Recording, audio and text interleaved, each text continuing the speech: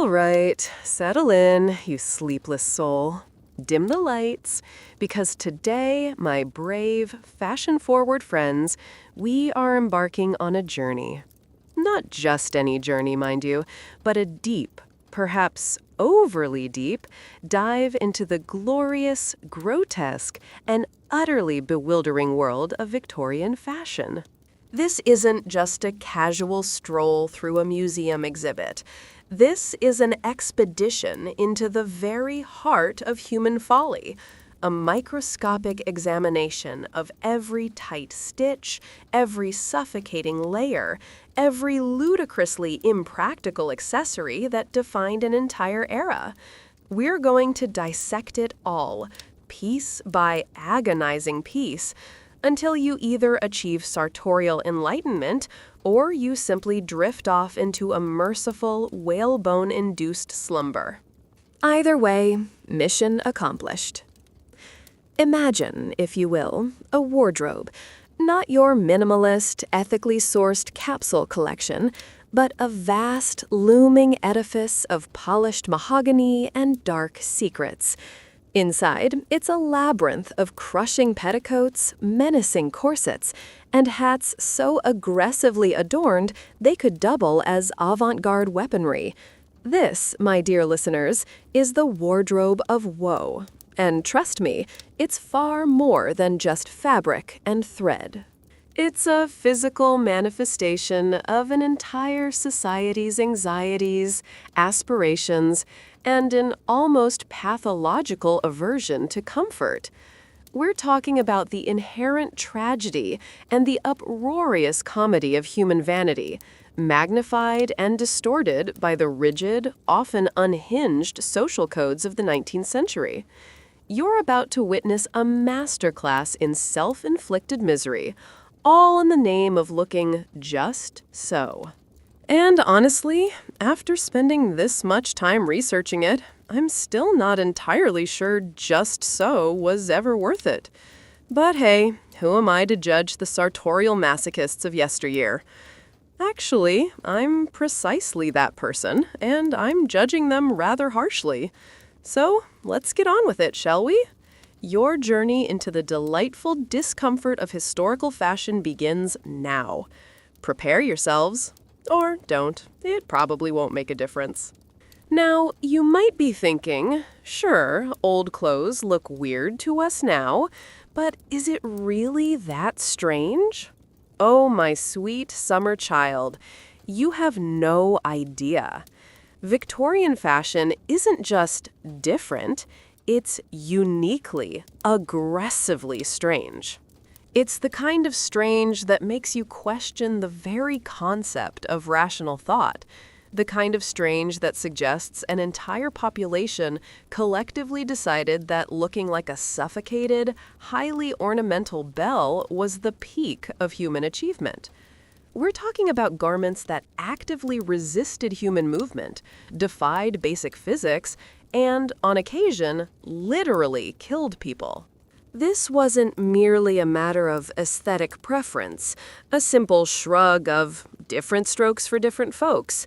Oh no, this was a perfect storm, a confluence of morality, technology, class anxiety, and industrial pollution swirling together into a toxic, fashionable brew that would make any modern ergonomic designer weep openly. Beyond the obvious visual absurdity, imagine the reality. Imagine a world where your daily attire was less about self-expression and more about self-imprisonment. We're going to peel back the layers, and trust me, there were many layers, to reveal the physiological contortions, the outright medical horrors, and the sociological absurdities that were not just tolerated, but celebrated. We'll explore how the very air they breathed, or rather struggled to breathe, was dictated by their corsets. We'll delve into how their ability to sit, walk, or even just exist was fundamentally altered by the architectural wonders they strapped to their bodies. This wasn't just dressing up, This was a performative act of suffering, a public declaration that you were willing to sacrifice comfort, health, and sometimes even your life for the sake of appearances. And if that doesn't scream aggressively strange, then frankly, I don't know what does. Buckle up, or rather, unbuckle, because your internal organs are about to get a vicarious squeezing. Before we fully commit to this downward spiral of historical fashion, a gentle disclaimer is in order. This isn't just history. It's an autopsy of aspirations.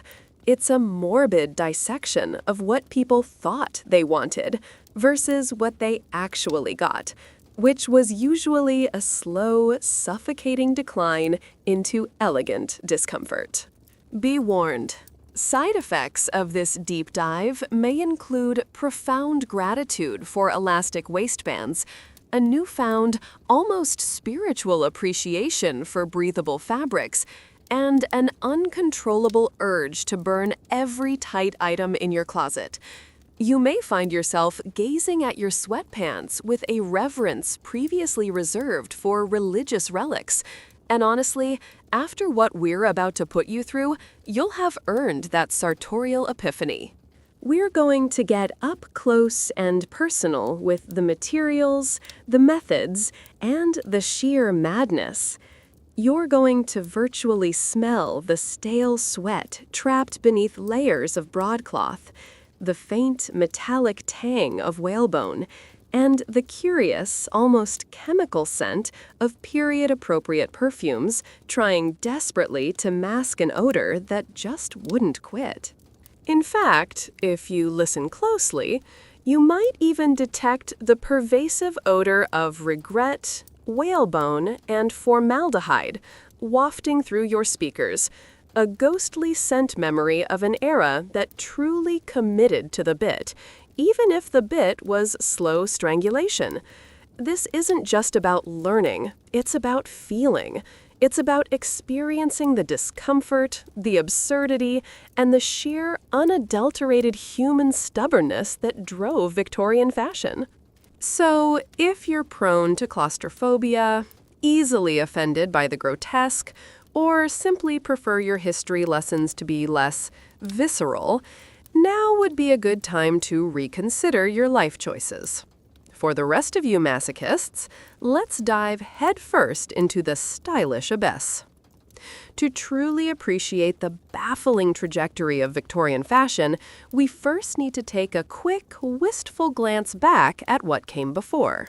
Picture this: a world, not so long ago, where women actually moved, where they could breathe, where their waists were, believe it or not, exactly where nature intended them to be.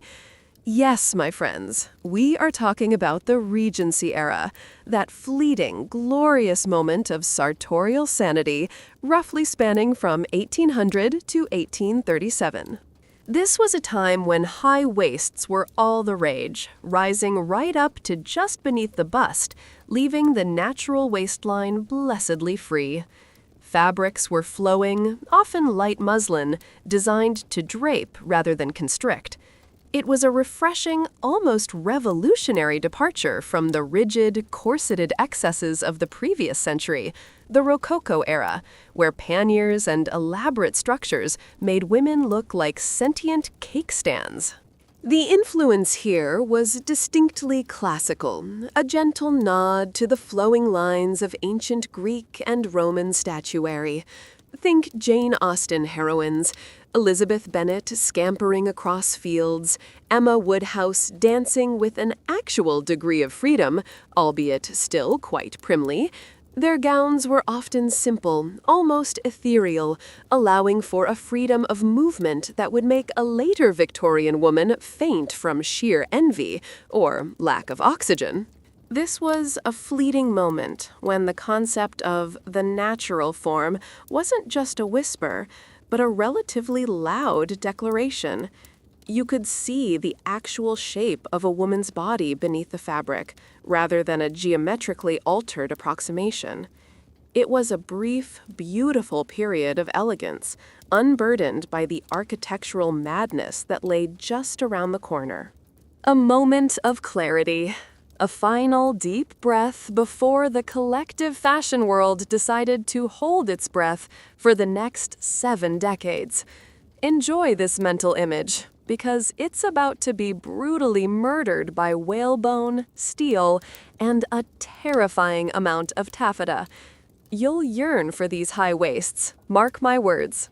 So how, you might ask, did we go from that elegant simplicity, from those flowing fabrics and that blessed freedom of movement, to the layered monstrosity that defines the Victorian era? How did an entire society collectively decide to trade in comfort for chronic constriction and the constant fear of spontaneous combustion? Well, my friends, blame the pendulum. The fashion pendulum, like all pendulums, tends to swing wildly, often overcorrecting with a vengeance. The Regency era, with its light, somewhat revealing gowns, its echoes of revolutionary ideals, remember the French Revolution, just a few decades prior, and its general air of relaxed, almost sensual classicism, was simply too much for the burgeoning conservative sensibilities of the new century. The seeds of suspicion regarding exposed ankles, the wanton display, and the sheer, unadulterated horror of a visible clavicle were already being sown. After the licentiousness attributed to the Regency, mostly by later, more prudish Victorians, there was a powerful conservative backlash. The new ideal wasn't about freedom or classical beauty. It was about modesty, morality, and an almost puritanical obsession with covering the female form. It was a swing from revolutionary ideals back to rigid moral codes, from the lightness of gauze to the crushing weight of wool and crinoline. Suddenly, showing too much skin wasn't just unfashionable, it was morally questionable, a clear sign of questionable character. And so, piece by agonizing piece, the layers began to accumulate. The waistline started to creep back down, seeking its natural and soon-to-be corseted position. The skirts began to widen, modestly at first, like a shy bloom, before erupting into the architectural marvels we'll soon discuss. The sleeves, those blessedly simple sleeves, began to puff and swell. The last gasps of reason were echoing in the drawing rooms, drowned out by the rustle of new petticoats and the ominous creak of tightening laces. A new era, one defined by elegant torture, was about to begin. You had your moment of peace. Now prepare for the sartorial onslaught. And then, in 1837, she arrived. A young, diminutive woman named Victoria, ascending to the British throne, completely unaware that her personal preferences would inadvertently condemn generations of women to a lifetime of sartorial suffering. At just 18 years old, she was, by all accounts, a rather sensible, somewhat prim young woman who would, over the course of her incredibly long reign, become the very embodiment of Victorian morality. And her influence, dear listener, was nothing short of monumental. She wasn't just a queen, she was a fashion influencer of epic, albeit unintentional, proportions. Her preference for modesty, domesticity, and a general air of unimpeachable respectability quickly became the national dogma. What Queen Victoria wore, or rather how she carried herself in what she wore, set the tone for an entire empire. Suddenly, the ideal woman wasn't the free-spirited Regency belle. She was pious, pure, domestic, and utterly encased. Every inch of her body, from neck to ankle, was to be meticulously covered, controlled, and quite often contorted. Victoria herself was not a fashion plate in the modern sense. She favored plain, practical clothes, especially after the death of her beloved Albert, when she famously entered a lifelong state of mourning. But it was her ethos that permeated society. Her emphasis on family values, propriety, and a certain rigid stoicism trickled down into every aspect of life, including, most powerfully, fashion.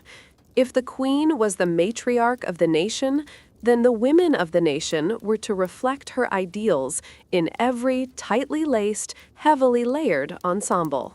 It was less about specific garments she championed, and more about the suffocating spirit of prudishness she inspired. So, when you look at those absurdly covered, impossibly narrow-waisted figures, remember that a young, rather serious queen inadvertently gave them her blessing. A queen who, I might add, probably never tried to eat a full meal in a corset that reduced her waist to the size of a teacup. Unfair, I know. With Queen Victoria firmly ensconced on the throne and her moral compass pointing resolutely towards modest, thank you very much, the early Victorian silhouette began its slow, inevitable ascent into architectural absurdity. This wasn't an overnight revolution. It was a gradual, insidious creep of constriction and expansion. The very first tentative steps towards the voluminous skirts and restrictive bodices were taken, almost imperceptibly at first. The waistline, which had been so delightfully high in the Regency, dropped back down to its natural position.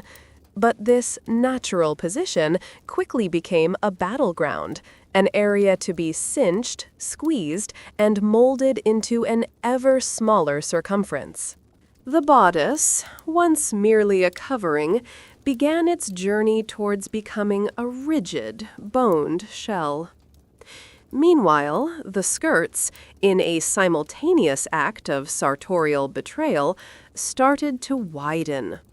Initially, it was a subtle shift, a gentle bell shape achieved with multiple layers of petticoats, perhaps some starched linen, or even horsehair for added stiffness. It wasn't the full-blown crinoline explosion yet, but you could see the ominous signs. It was a shift from merely covering the body to actively distorting it, creating an hourglass shape that was less about human anatomy and more about a severe geometric ideal. Imagine trying to walk, sit, or simply breathe in a dress that suddenly felt less like clothing and more like a beautifully upholstered cage. This was the era of transition, where the lingering echoes of Regency elegance fought a losing battle against the encroaching tide of Victorian propriety and architectural ambition. The seeds of dread were sown, and they were already starting to sprout, pushing against the fabric, tightening around the ribs, and hinting at the magnificent, terrible discomfort to come. You can almost hear the soft, rustling sighs of women trying to adjust to their new, more cumbersome reality. If you thought fashion was merely about looking good, then you clearly haven't spent enough time marinating in the delicious neuroses of the Victorian era. Here, fashion was less about aesthetics and more about acting as a very literal iron cage of decency.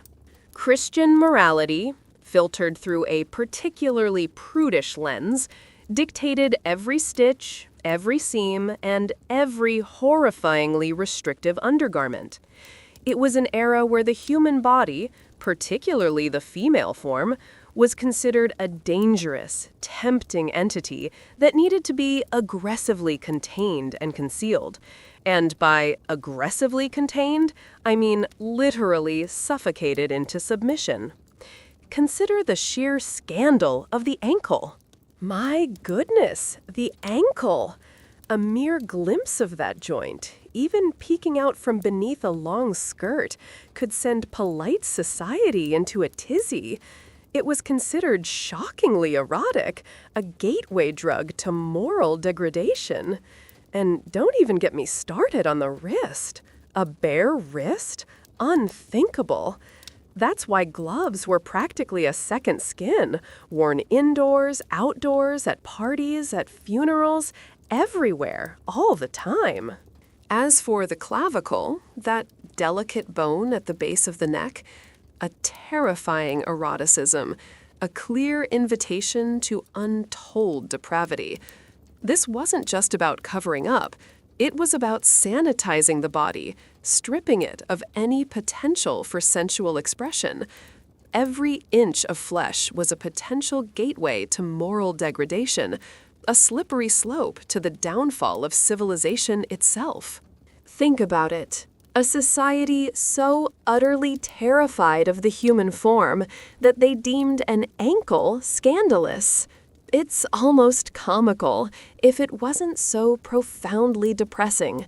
You, dear listener, could probably spark a riot in a Victorian drawing room just by rolling up your sleeves.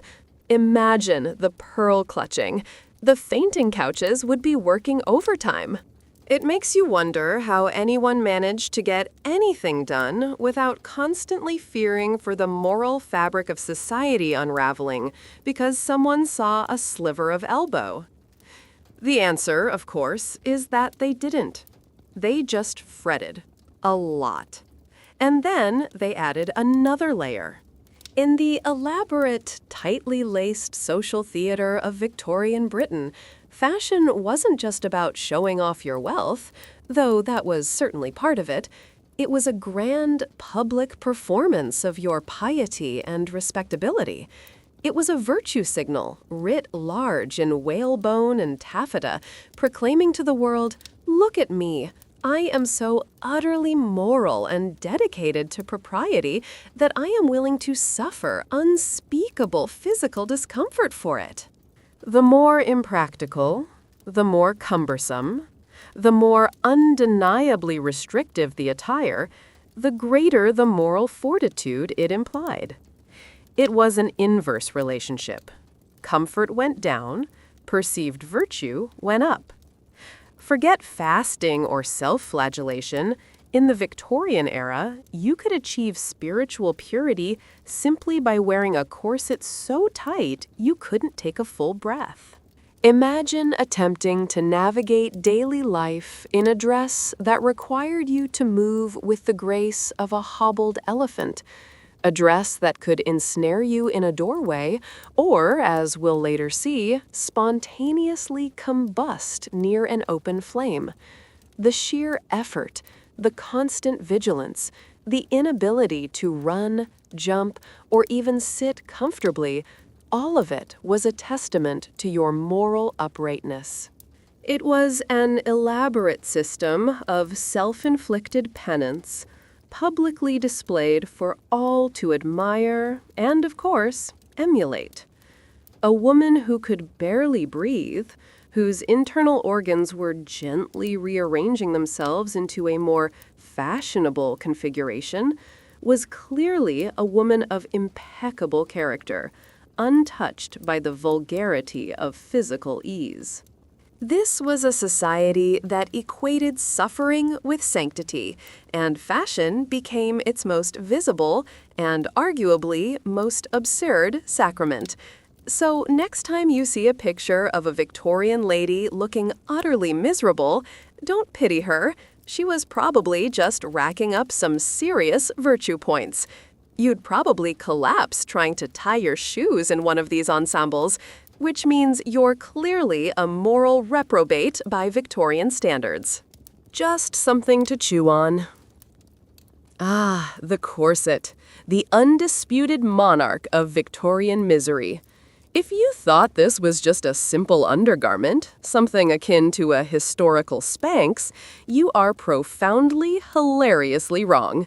This, my friends, was less a piece of clothing and more an instrument of elegant torture, an iron maiden of the inner wardrobe, meticulously crafted to reshape the female form into an impossible, often dangerous ideal. Forget your flimsy little laces. We're talking about a serious piece of structural engineering here. From its humble beginnings as relatively simple stays, designed to gently support, the corset evolved into a complex, bone-reinforced contraption that could rival a medieval suit of armor in its rigidity. The materials alone speak volumes. We're talking whalebone, which, for those unfamiliar, is not actually bone, but baleen, a flexible yet incredibly strong keratinous plate from the mouths of baleen whales. So yes, the pursuit of a tiny waist contributed to the near extinction of several whale species. Aren't humans just wonderful? Then there was steel, later in the century, providing even greater, more unforgiving rigidity. Busks, those rigid front fasteners, often made of wood, bone, or steel, ensured the front of the corset remained a perfectly flat, unyielding plane. And the lacing, my goodness, the lacing! Not just a simple tie, but an intricate system of grommets and cords designed to be pulled, tightened, and secured with enough force to make a seasoned sailor blush. This wasn't just fashion. It was an architectural marvel of agony, a feat of engineering dedicated entirely to the distortion of the human body. Every thread, every piece of boning, every grommet was placed with precision, not for comfort, but for absolute, unyielding control. You could probably build a small house with the amount of structural integrity in some of these things. Just don't try to live in it, or breathe in it. Actually, don't try to do anything in it. And why, you might ask, would anyone willingly subject themselves to such an elaborate, bone-crushing contraption? Simple: the pursuit of the perfect waist. Or, more accurately, the impossible waist. Victorian society developed an almost pathological obsession with a tiny, cinched-in waist, often to an alarming degree. The ideal was an hourglass figure so extreme it defied all known laws of human anatomy. We're talking about tight-lacing culture, a practice where women, often with the help of maids or incredibly dedicated partners, would gradually, or not so gradually, reduce their waist circumference over time. How far was too far?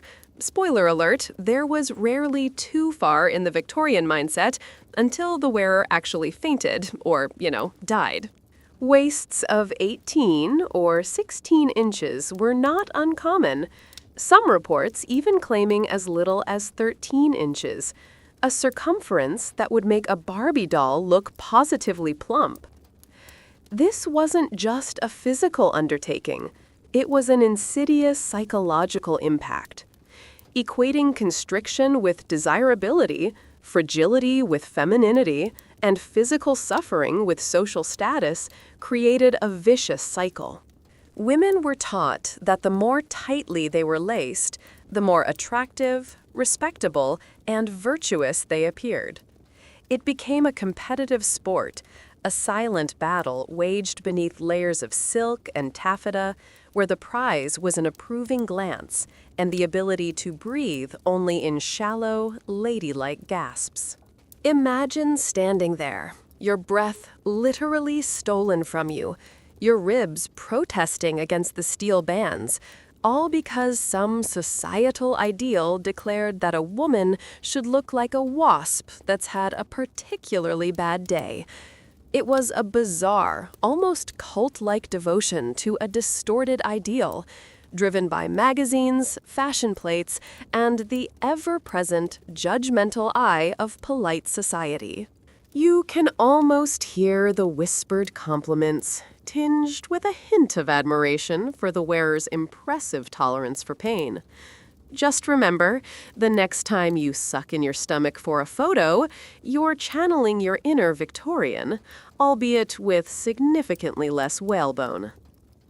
Now, let's talk about the fun part, the very real, very gruesome physiological consequences of chronic compression. Because, surprisingly, or perhaps not surprisingly, given the extent of the compression, squeezing your internal organs into the size of a squeezed orange doesn't exactly make for a healthy, happy body. We're talking about anatomical atrocities, my friends. Displaced organs were par for the course. Your liver, stomach, and intestines, naturally designed to float freely within your abdominal cavity, were instead shoved downwards, upwards, and sideways, often causing severe indigestion, constipation, and an array of other delightful gastrointestinal complaints. Your lungs, meanwhile, were given significantly less real estate to do their job, leading to impaired breathing, shallow breaths, and, quite frequently, fainting spells. These weren't just delicate women succumbing to the vapors. They were women quite literally suffocating themselves for fashion. The long-term effects were even more grim. Weakened back muscles, as the corset did all the work, meant that when the corset was removed, the wearer often couldn't stand upright without assistance or severe pain. Ribs could be deformed, sometimes even fracturing. Miscarriages were a very real risk for pregnant women who continued to lace, and the overall impact on women's health was profound, often masked or misdiagnosed by doctors who were either ignorant of the cause or worse, complicit in perpetuating the beauty standards. The dark humor here, of course, is the irony of diagnosing ailments while simultaneously wearing their direct cause. Oh, my dear, you seem to be suffering from a fainting fit due to lack of oxygen. Perhaps you should try another layer of lace? It's a macabre ballet of vanity and self-destruction played out on the stage of the female body. So the next time you see a picture of a demure Victorian lady, remember, underneath that serene facade, her liver was probably lodged somewhere near her left hip, and her lungs were screaming for mercy. Deliciously dark, isn't it? With the corset firmly establishing its tyrannical grip on the waist and torso, the fashion world turned its attention to the lower half, and thus began the skirt's slow, inexorable expansion. We're talking about the early bell shape, the initial, relatively modest widening of the skirt that served as a subtle harbinger of the gargantuan volumes to come. This wasn't yet the steel-caged madness of the crinoline. No, this was a more organic, albeit still cumbersome, approach to creating volume. Imagine layers upon layers of petticoats, sometimes 6, 8, even 10 of them, all meticulously starched and stiffened, piled one on top of the other, forming a formidable barrier of fabric around the legs. These petticoats were often made of sturdy cotton, sometimes even reinforced with horsehair fabric, a material specifically woven to provide stiff structural support without the need for rigid boning. The effect was a graceful, wide silhouette, a bell-like curve that flowed out from the cinched waist and then gently descended to the floor. It created a sense of burgeoning domesticity, hinting at the vastness and enclosed privacy that would soon define the Victorian woman's sartorial space. It made the waist appear even tinier by contrast, further emphasizing the desired hourglass figure. But don't be fooled by its relative modesty. These layers were heavy. Imagine carrying around a blanket fort's worth of fabric all day, every day, in all weather conditions. The sheer weight alone was a physical burden, restricting movement and adding to the general sense of elegant imprisonment. It was an early warning signal, a subtle rumbling before the full-blown earthquake of hoops and cages. You could still walk relatively normally in these, but only if normally meant like a walking upholstered table. The creation of such magnificent spread, even in its early, bell-shaped iteration, presented a rather fascinating engineering challenge. How, in an age before lightweight synthetic materials, do you achieve such a voluminous silhouette without the entire thing collapsing into a shapeless, undignified mess? How do you ensure that all those layers maintain their elegant curve, their impressive width, without looking like you've simply wrapped yourself in a pile of laundry? This was the battle against gravity and the natural tendency of fabric to, well, drape. And the Victorians, ever resourceful in their pursuit of discomfort, responded with innovative and increasingly complex understructures. Before the crinoline cage made its dramatic entrance, designers experimented with various methods to achieve the desired dome shape. As mentioned, horsehair petticoats were key, the stiff, coarse fabric providing scaffolding from within. Some petticoats incorporated cording or quilting in concentric circles, creating channels that, when stuffed, gave structure and rigidity. Others used multiple flounces or ruffles, each one adding to the overall volume. The goal was to create an elegant, expansive skirt that announced the wearer's presence before she even entered a room. A grand, sweeping gesture of fabric that occupied its own impressive sphere of influence. This required not just clever design, but also a meticulous approach to garment construction. Each layer had to be perfectly cut, perfectly sewn, and perfectly aligned to create that flawless, uninterrupted curve. It was a testament to the skill of the seamstresses and the sheer determination of the women who wore them. They were, in essence, walking architectural projects, carefully balanced and constantly adjusted, all to maintain the illusion of effortless, voluminous grace. And you thought getting your jeans to fit right was a challenge. These women were basically human tents, and their main goal was not to collapse. Bravo! As the waist cinched and the skirts expanded, the sleeves, naturally, had to keep pace with the overall trend towards exaggerated form. And thus, we witnessed the triumphant, if clumsy, return of the Lego mutton sleeve. If you are unfamiliar, imagine a sheep's leg, but make it fabric, and put it on a human arm. No, not that appealing, is it? These were sleeves designed to make a bold, somewhat aggressive statement, creating an impression of broad shoulders and a powerful, almost masculine upper body, which, when contrasted with the impossibly tiny waist, further emphasized the desired hourglass silhouette. This wasn't just a bit of puff, this was serious volume. To achieve this magnificent, ballooning effect, internal padding was essential. Layers of wadding, stiffened canvas, or even small-shaped wireframes were sewn into the shoulder and upper arm area, pushing the fabric outwards and upwards into a dramatic, almost spherical shape. The sheer volume of fabric required for these sleeves was astonishing, sometimes more fabric in the sleeves than in the entire bodice. Imagine trying to navigate a narrow corridor, or politely reach for a teacup, with what felt like 2 upholstered beach balls attached to your shoulders.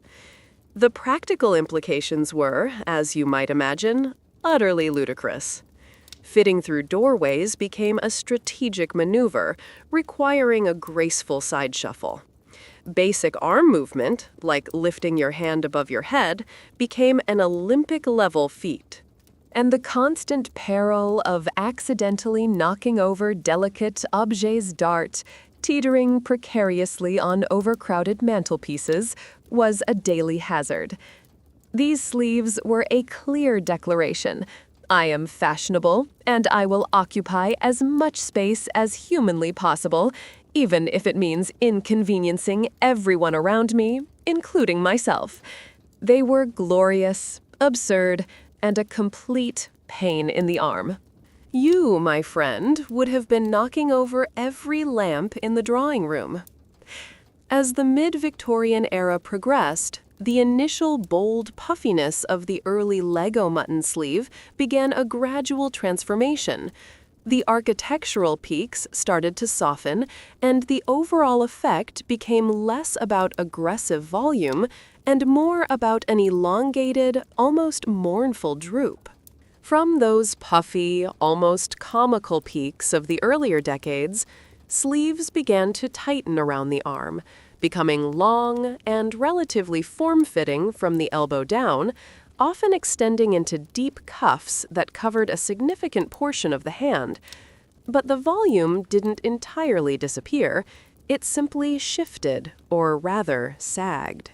Instead of standing proud, the upper part of the sleeve would still be quite full, but it would drape more softly, often gathering into elaborate pleats or folds at the shoulder before tapering downwards.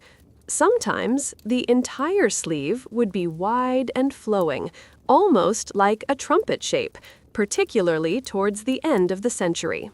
The practicality of attempting any kind of fine task, embroidery, writing a letter, holding a book, or, God forbid, actually eating, with yards of fabric draped from one's wrists was, of course, utterly diluted.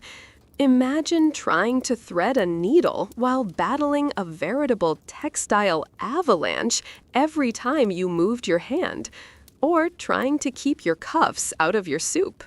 These sleeves, well, perhaps less aggressively spherical than their predecessors, introduced a new kind of impracticality: the constant battle against the encroachment of fabric into every aspect of daily life. It was a subtle shift from making a bold statement to creating a perpetual nuisance, a quiet, flowing testament to the Victorian woman's unending commitment to elegant, fabric-laden suffering. You could probably hide a small dog in those cuffs, not that you'd want to. Having meticulously encased, cinched, and expanded the rest of the body, the Victorians certainly weren't going to leave the head unadorned. Oh no, the head was prime real estate for declaring one's social status, moral uprightness, and general commitment to the current absurdity. And the undisputed champion of early Victorian headwear was the bonnet. Initially, bonnets were modest affairs, designed to frame the face gently, providing shade and a touch of demure elegance. They were practical, often tied with ribbons under the chin, keeping the hair neat and protecting against the elements.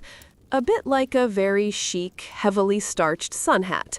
But as the decades wore on, the bonnet, like everything else, succumbed to the irresistible gravitational pull of embellishment. It evolved from a simple, face-framing piece of cloth into an increasingly elaborate, heavily adorned creation. Imagine a small, portable garden perched precariously on your head. We're talking about strategic placement of ribbons, cascading down the sides, sometimes tied in enormous bows under the chin. Then came the artificial flowers, painstakingly crafted from silk, velvet, or wax, blooming in riotous profusion around the brim. And, in a darkly comedic turn, the occasional taxidermied bird. Yes, you heard that right. Entire birds, sometimes entire nests with tiny eggs, would find their final resting place atop a fashionable lady's head. This wasn't just a hat, it was a diorama of death, a statement piece that shrieked, I have enough disposable income to purchase a dead bird for my head? The battle of the bonnet wasn't just against the elements. It was a battle against good taste, against practicality, and, frankly, against common sense. And the bonnet, with its ever-growing collection of adornments, always won. You'd probably look at a modern fascinator and think it's terribly understated. Beneath these increasingly elaborate bonnets, or proudly displayed one indoors, lay the complicated coiffures of the era. Victorian hair was not a simple wash-and-go affair. Oh no, this was serious business, an architectural endeavor requiring skill, patience, and a surprising array of supplementary materials. The ideal was abundant, lustrous hair, artfully arranged in braids, coils, and elegant chignons. But for those less blessed by Mother Nature, or whose hair simply refused to cooperate with the intricate demands of the latest style, there was always a solution: false hairpieces. Euphemistically known as frisettes, or rats, these were pads of hair, often real hair, sometimes sourced from the dead, just to keep things appropriately dark, that were strategically placed beneath the wearer's own hair to add volume, shape, and an air of effortless abundance. Imagine the sheer time and effort required to construct a suitable hairdo. It wasn't just a quick brush and a clip. This was a multi-stage process, often requiring the assistance of servants or, at the very least, an exceptionally patient friend.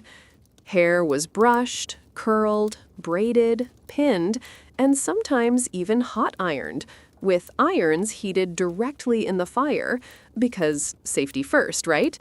And then there were the styling products. Greases, pomades, and various tinctures, some of which were undoubtedly highly flammable, all designed to keep every strand perfectly in place. The whole affair was a precarious balance of natural hair, artificial additions, and an astonishing number of pins, all held together with the prayers of the wearer and the sheer will of the stylist. It was a daily commitment to looking perfectly coiffed, even if it meant risking a minor conflagration with every flick of a hot iron. You, my friend, with your 5-minute hair routine, would have simply given up and worn a wig, which, ironically, would have been just as complicated. If you thought the corset was the extent of a Victorian woman's sartorial suffering, you've barely scratched the surface. Beneath the glorious, grotesque outer layers lay an entire, unseen prison of undergarments, a veritable ecosystem of fabric designed to create the desired silhouette, absorb sweat, and provide a dubious sense of modesty. Beyond the corset, you had a veritable onion of clothing.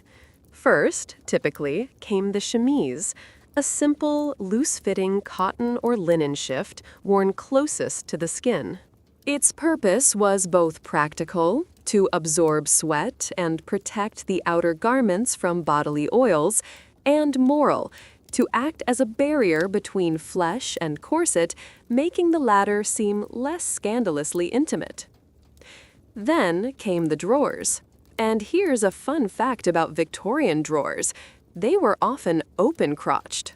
Yes, you heard that right. No gusset, just 2 separate legs attached to a waistband. The reason? Convenience. Imagine the sheer logistical nightmare of trying to use the privy while encased in multiple petticoats, a corset, and a voluminous skirt. The open crotch was a pragmatic, if slightly bewildering, solution to a very real problem. And after the drawers, the petticoats. Not just one, but multiple petticoats, as we discussed, for volume and warmth. Sometimes they were plain cotton, sometimes flannel in winter, sometimes ruffled and decorative. The sheer weight and bulk of these layers, especially during the colder months, was astonishing. Imagine trying to move with what felt like a small duvet wrapped around your lower half. It was a constant battle against the drag of fabric, a perpetual reminder of the unseen prison beneath the surface. You'd be sweating buckets even in winter, and probably tripping over your own underwear. Elegant, isn't it? Now, with all those layers, all that sweat, all that fabric clinging to the body, one might logically assume that hygiene would be paramount. One would, of course, be hilariously wrong. This was the era of the hygiene hypocrisy, where an external facade of pristine purity often masked a reality of dubious bathing habits and a profound misunderstanding of germ theory. Daily full-body bathing, as we know it, was not common for most Victorians, especially in the earlier decades. Many homes lacked indoor plumbing or heated water, making a full bath a laborious and infrequent affair. Instead, sponge baths were more common, focusing on visible areas like the face, neck, and hands. So, while the outer garments were often spot cleaned or sent to the laundry, a heavy, arduous task in itself, the layers closest to the skin, particularly the chemise and drawers, bore the brunt of daily wear and accumulated bodily fluids. They were changed more frequently than outer garments, but not necessarily daily for everyone.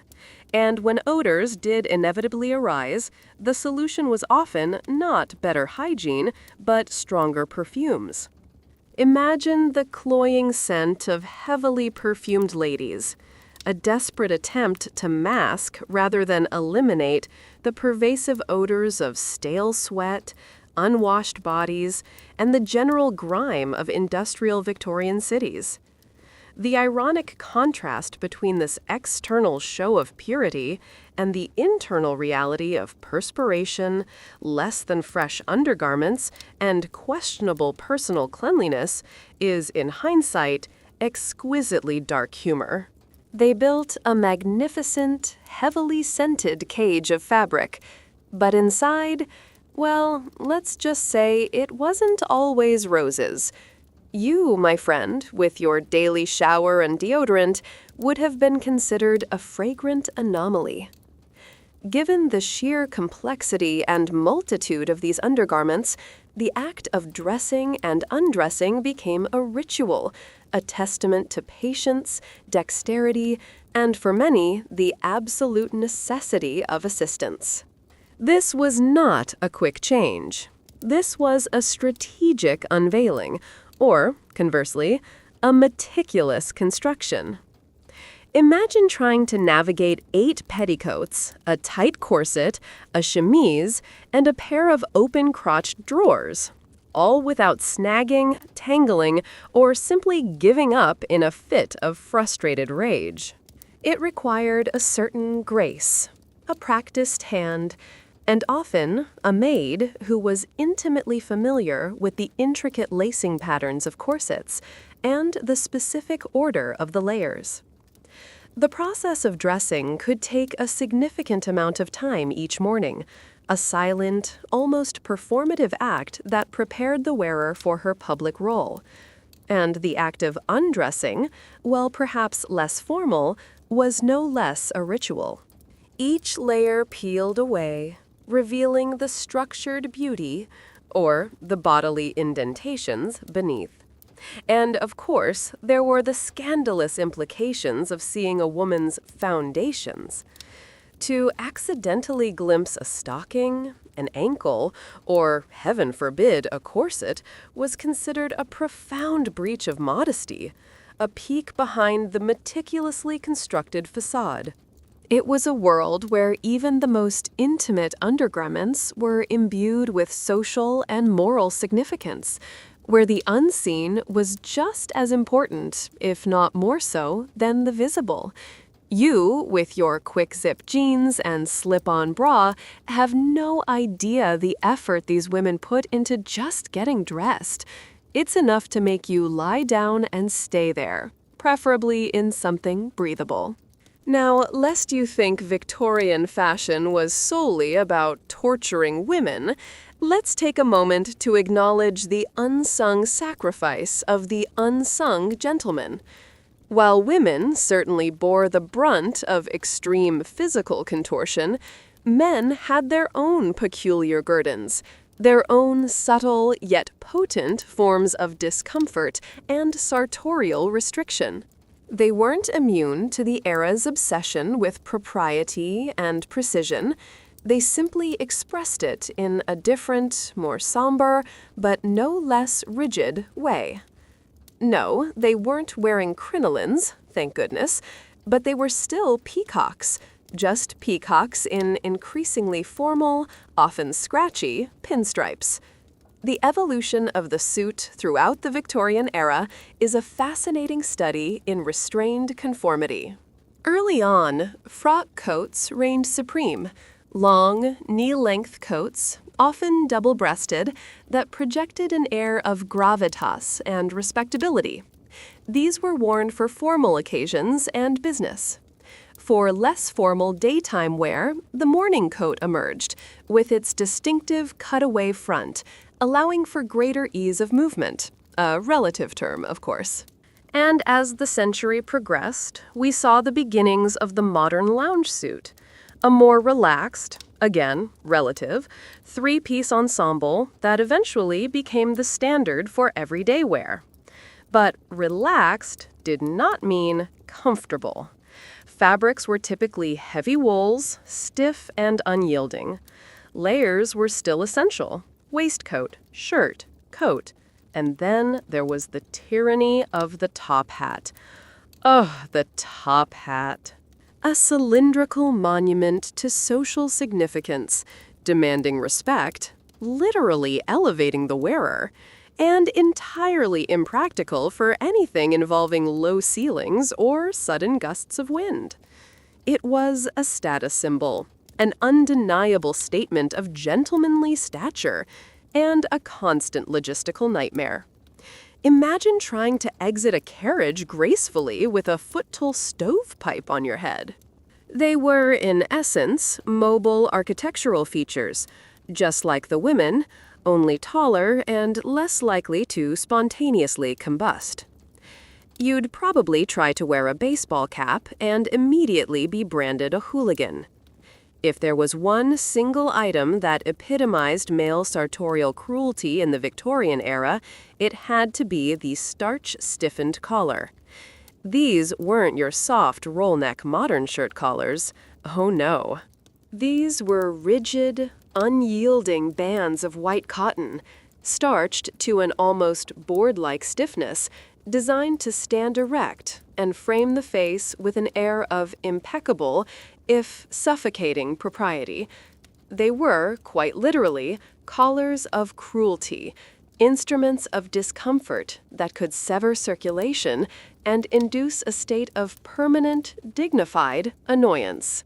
These collars were often removable, a testament to practical Victorian efficiency. You could wash the collar and cuffs without having to launder the entire shirt, which was a heavy, multi-day affair. But this efficiency came at a cost.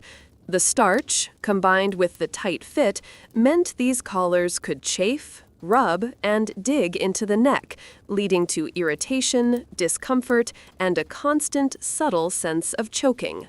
Imagine trying to make polite conversation at a dinner party while feeling like you're slowly being garroted by your own shirt. The bizarre pride in suffering for sartorial correctness was not exclusive to women. Men, too, endured their quiet tortures, all for the sake of presenting a perfectly starched, perfectly upright appearance.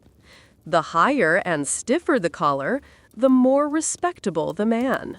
This was a society that equated rigidity with rectitude, and the neck was its primary battlefield.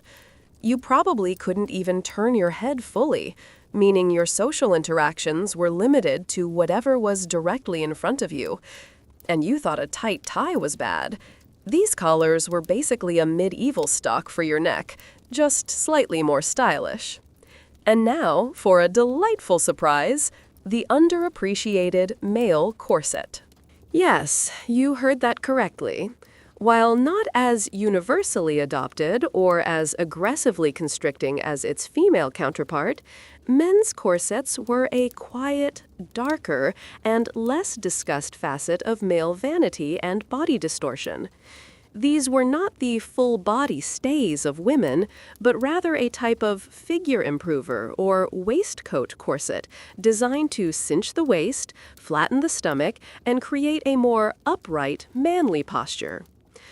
Particularly popular among dandies, those impeccably dressed gentlemen of leisure, and for men seeking to maintain a youthful, slender figure, these corsets served a similar purpose: to mold the body into an idealized, albeit unnatural, shape. They were often made of sturdy canvas or coutil, reinforced with whalebone or steel, and laced up the back or front, just like women's corsets. While the objective wasn't usually the extreme tight lacing of women, they still offered a significant degree of compression and discomfort.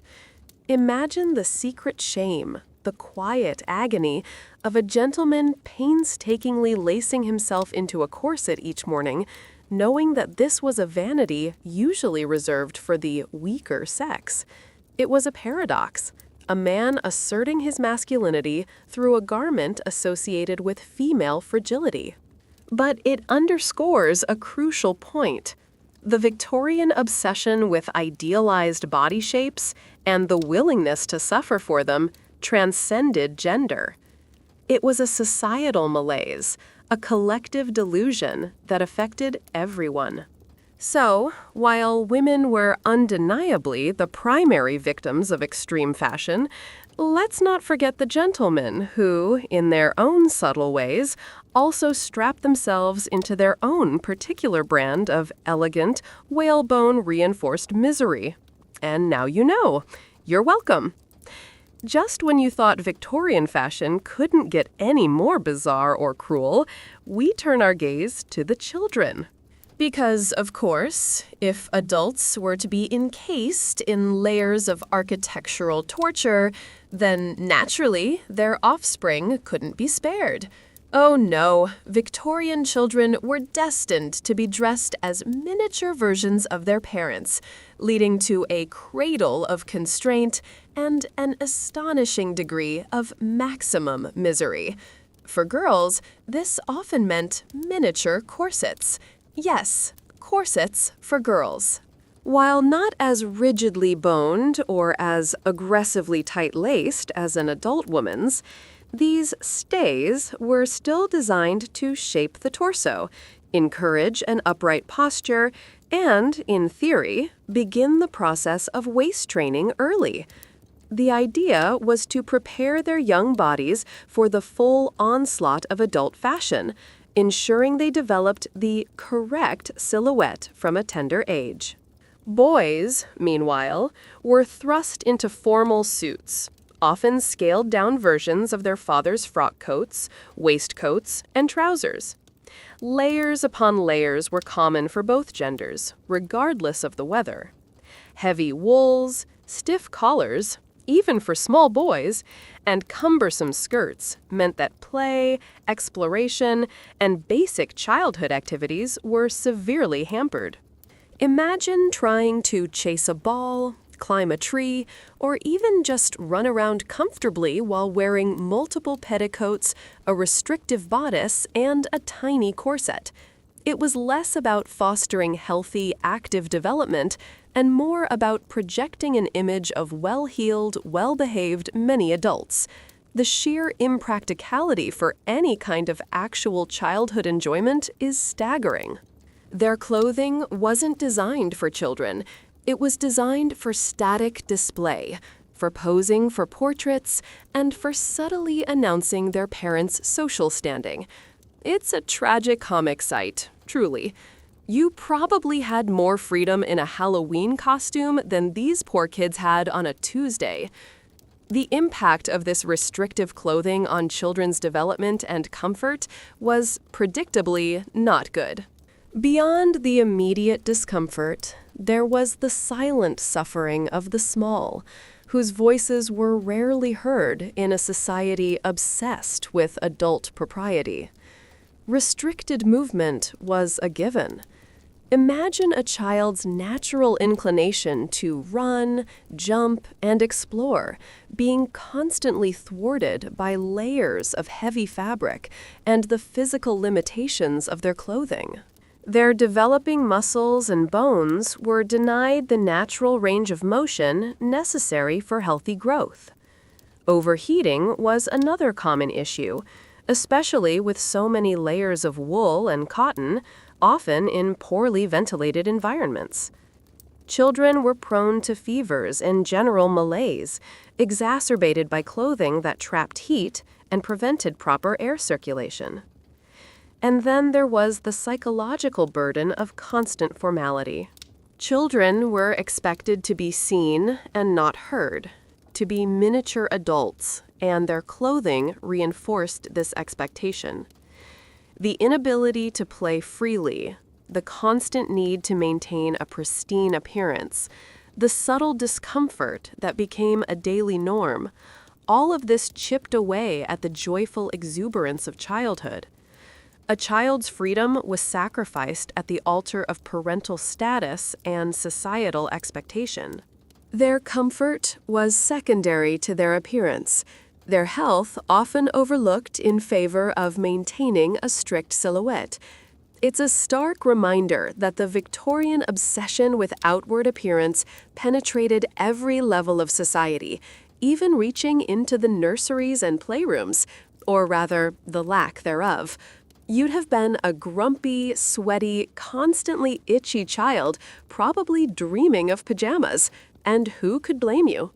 Just when women, and let's be honest, everyone else, were finally getting used to the multi-petticoat system, along came the mid-1850s, bringing with it a fashion revolution nobody asked for, the crinoline. This wasn't just an expansion, this was an eruption.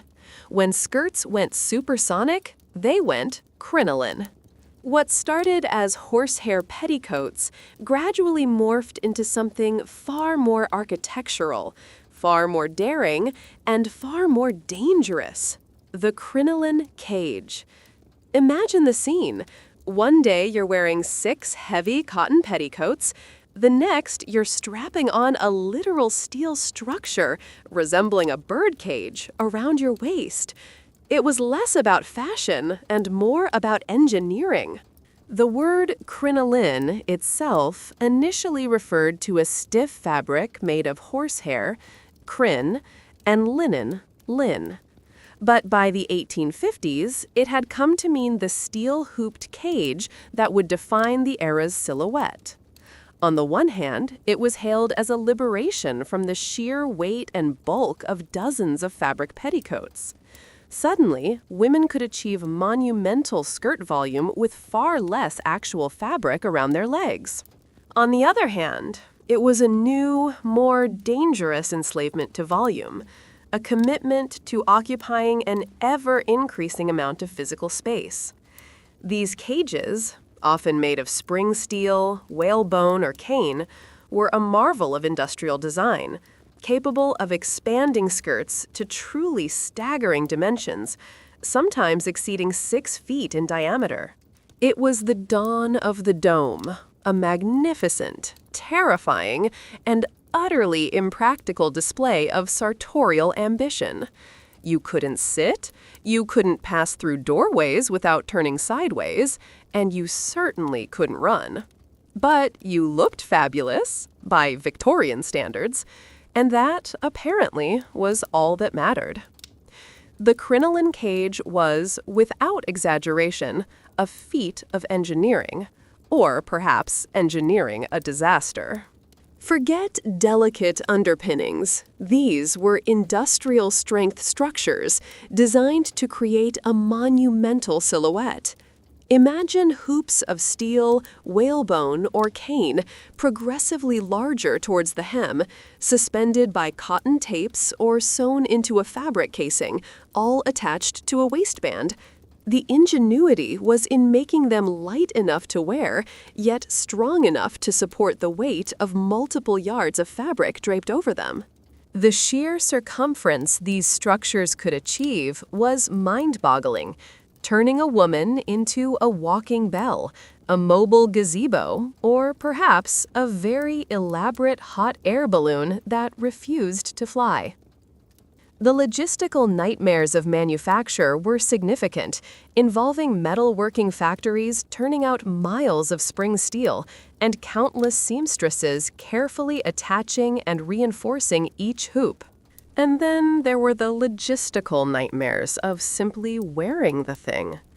The skirts draped over the crinoline were often made of voluminous, heavy fabrics like taffeta, silk, or wool, adding to the overall mass and sweep. Many of these fabrics, especially some of the lighter muslins used for summer, were highly flammable.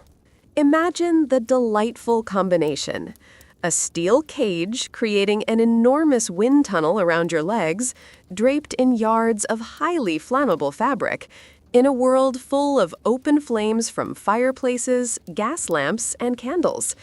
It was a ticking sartorial time bomb, a silent prayer to the gods of non-combustion every time you walked near a hearth. It was magnificent, it was iconic, and it was undeniably, deliciously dangerous.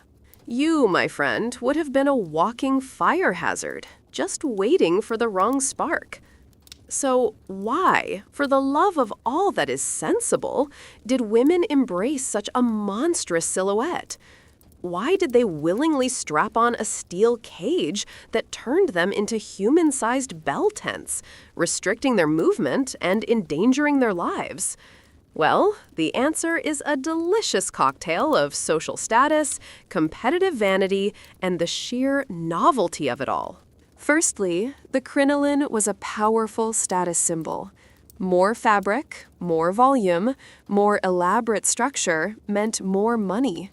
It signified that you were a woman of leisure, someone who did not need to perform manual labor, which would be utterly impossible in a crinoline, someone who could afford the yards of fabric and the skilled labor required to construct and maintain such a garment. It was a visible declaration of wealth and position.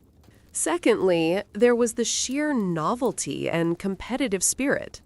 Fashion, then as now, was a game of one-upmanship. Once one woman started wearing a crinoline, others quickly followed, eager not to be outdone. Who can have the widest skirt became the unspoken challenge, a silent, hooped battle waged in drawing rooms and public parks. The crinoline created an imposing, almost ethereal silhouette, a magnificent, floating cloud of fabric that made the wearer appear delicate and protected, despite the industrial strength underpinnings. It was the aesthetic of the absurd, yes, but it was also the aesthetic of power, of wealth, and of undeniable presence.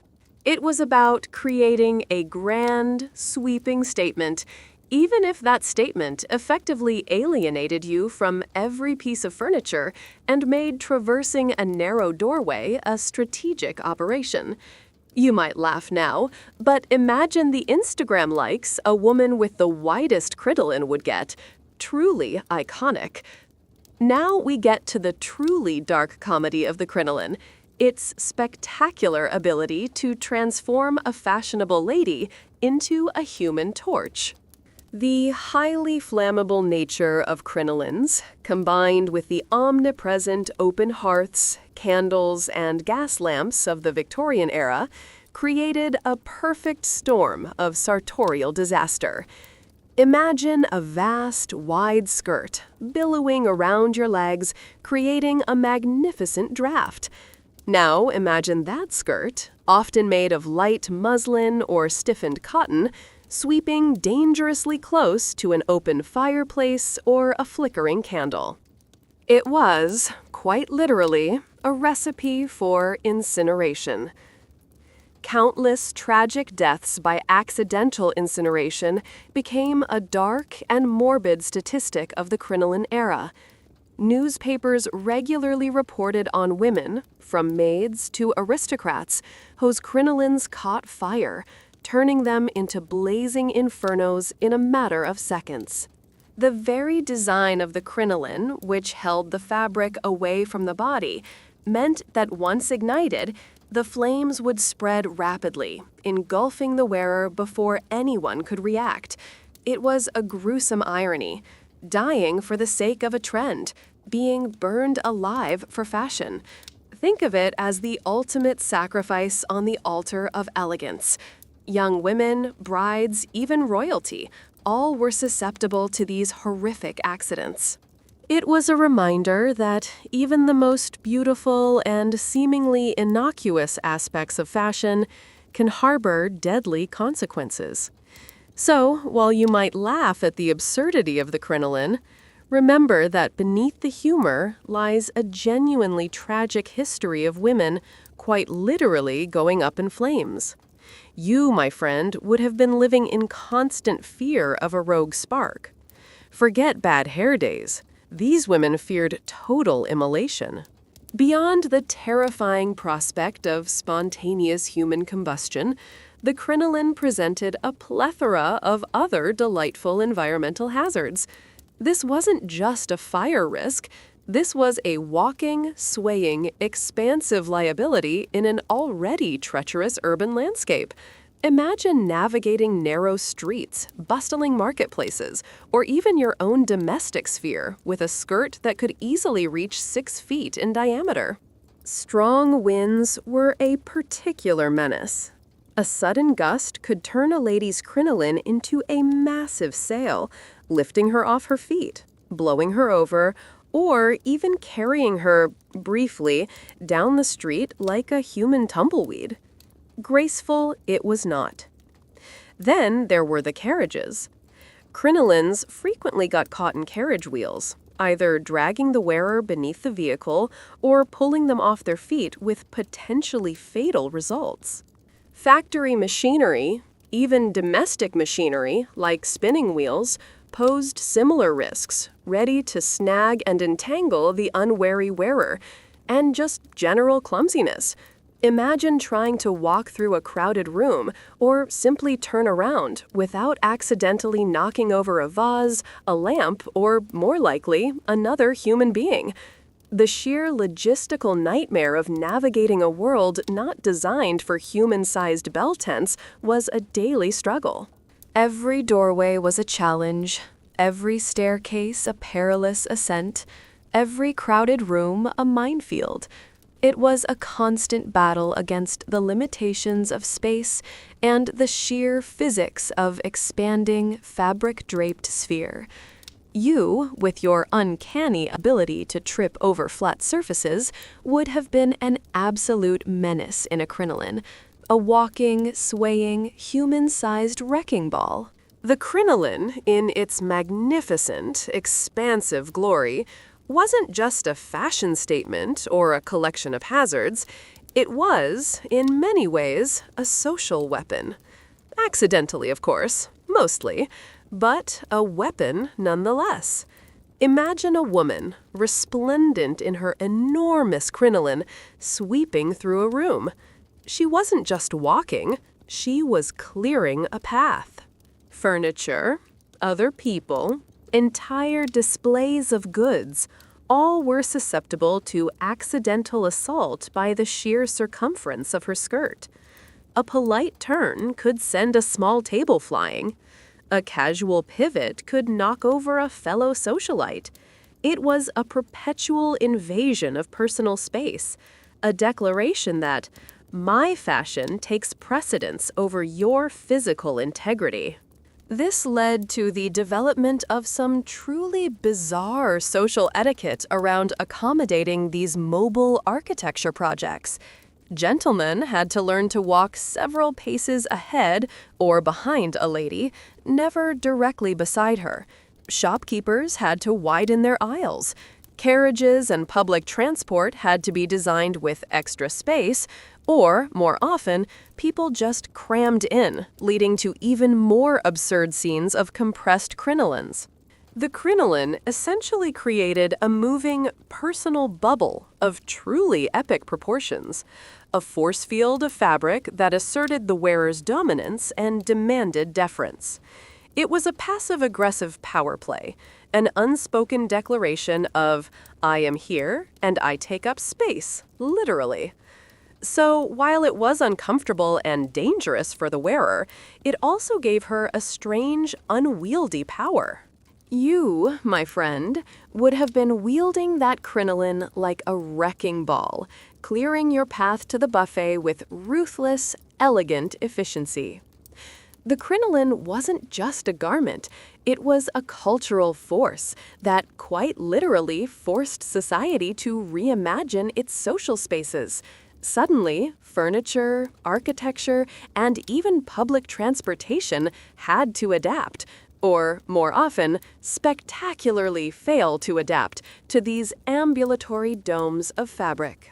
Imagine trying to sit gracefully in a standard armchair with a skirt spanning 6 feet. It was impossible. Enter the crinoline chair, a marvel of specialized furniture design. These chairs often had no arms, a lower back, and a much wider, deeper seat, allowing the wearer to sit down with a degree of dignity, her skirt flowing around the chair rather than being crushed beneath it.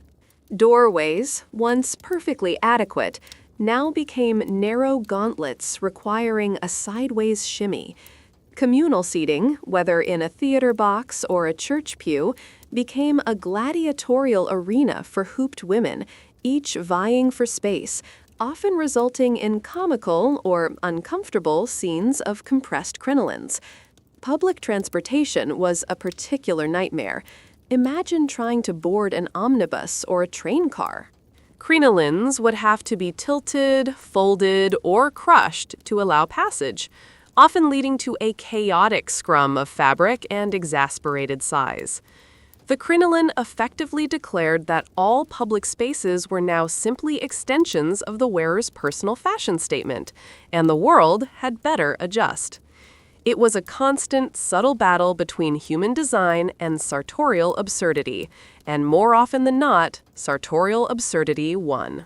You, my dear, would have been forced to stand at every social gathering, or simply occupy an entire sofa by yourself, like a magnificent, unmovable queen. And now for a truly disgusting, yet perfectly illustrative aspect of crinoline fashion, the street sweeping phenomenon. Imagine, if you will, hundreds of yards of precious fabric, sweeping along the ground, gathering all manner of filth from the urban streets of Victorian London, Paris, or New York. We're not talking about pristine pavements here. We're talking about horse manure, industrial grime, coal dust, mud, discarded refuse, and the general unmentionable effluvia of a pre-sanitation conscious metropolis. It was a horrifyingly unhygienic reality, a constant battle against the inevitable accumulation of muck. Every elegant sweep of a crinoline skirt was, in effect, a highly efficient, high-fashion street sweeper, and the layers of petticoats beneath acted as secondary mops, soaking up whatever the outer skirt missed. The image of a fashionably dressed lady, her face a picture of serene composure, while her skirt was literally dragging through festering horse droppings, is a perfect metaphor for the superficiality of purity in Victorian society. Outwardly, everything was meticulously controlled, perfectly presented, morally impeccable. But underneath, quite literally, it was often a festering mess. The contrast between the aspirational cleanliness of the lady and the undeniable filth of her hemline is a darkly comedic commentary on the era's priorities. It was a constant, unspoken secret, a dirty little truth hidden beneath layers of fabric. You, my friend, would have been leaving a trail of urban detritus wherever you went, like a particularly elegant, disease-carrying snail. So much for purity. Just when you thought the Victorians couldn't possibly introduce more ways to suffer for fashion, we delve into the delightfully deadly world of their dyes. Because, as it turns out, looking good could, quite literally, kill you. The mid-19th century saw a craze for vibrant greens, a particularly striking shade that graced everything from wallpapers to artificial flowers to, yes, ladies' dresses. And the secret ingredient for this stunning hue? Arsenic. We're talking about Scheele's green and Paris green, pigments so beautiful, so vibrant, and so lethally toxic, they could make a modern chemist weep in horror. These arsenic-based dyes were incredibly popular because they produced a vivid, almost glowing green that was previously unattainable. Imagine a ball gown shimmering with this radiant, beautiful, and utterly deadly color. The plight of garment workers who handled these dyes was horrifying. They suffered from arsenic poisoning, with symptoms ranging from skin lesions and stomach cramps to hair loss, blindness, and eventually a slow, agonizing death. But the danger didn't stop there. The wearer herself was slowly poisoned through skin contact, inhalation of tiny particles shed from the fabric, and even absorption through sweat. The arsenic would flake off the dresses as a fine dust, poisoning the wearer, her family, and anyone else in the vicinity. Fashion, in this case, was a slow, aesthetic suicide, a beautiful killer. The irony, of course, is that they were trying to achieve a vibrant, lively color, and instead they were creating garments of death. You, my friend, would have looked absolutely dazzling in your arsenic green gown, right up until your internal organs started shutting down. A real showstopper, that. But wait, there's more. Arsenic wasn't the only charmingly toxic ingredient in the Victorian dyer's toolkit.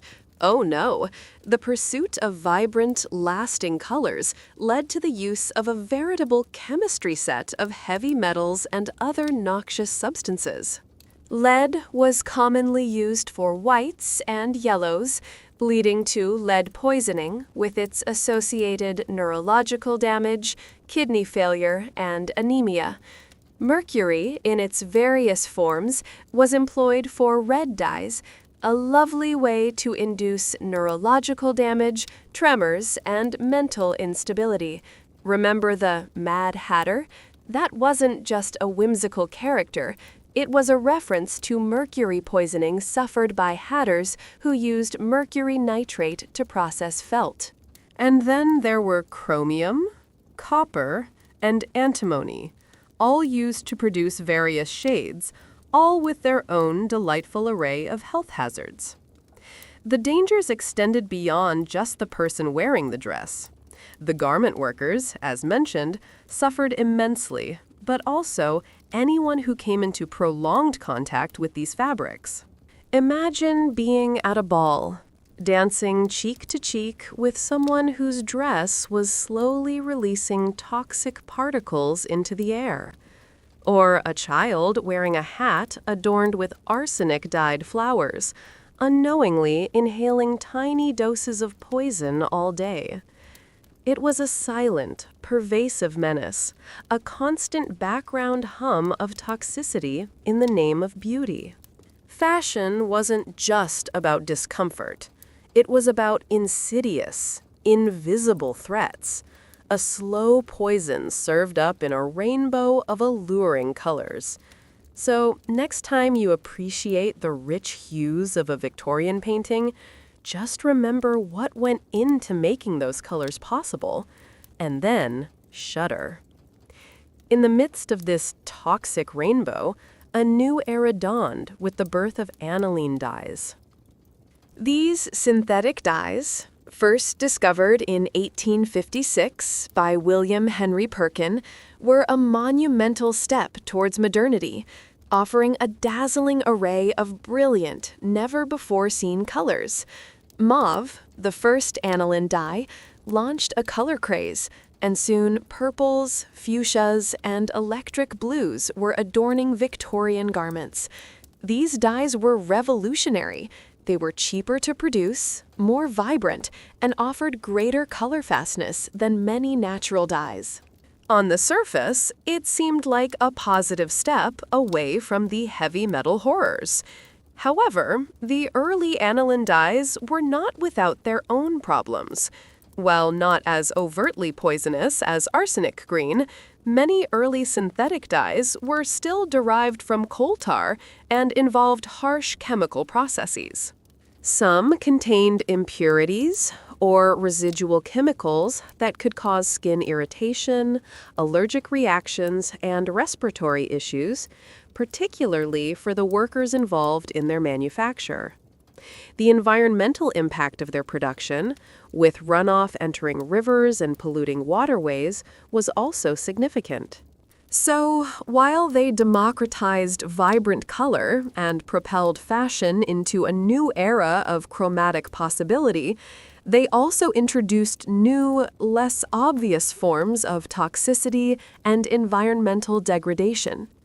It was a classic Industrial Revolution paradox: progress at a price, often paid by the unseen and the vulnerable.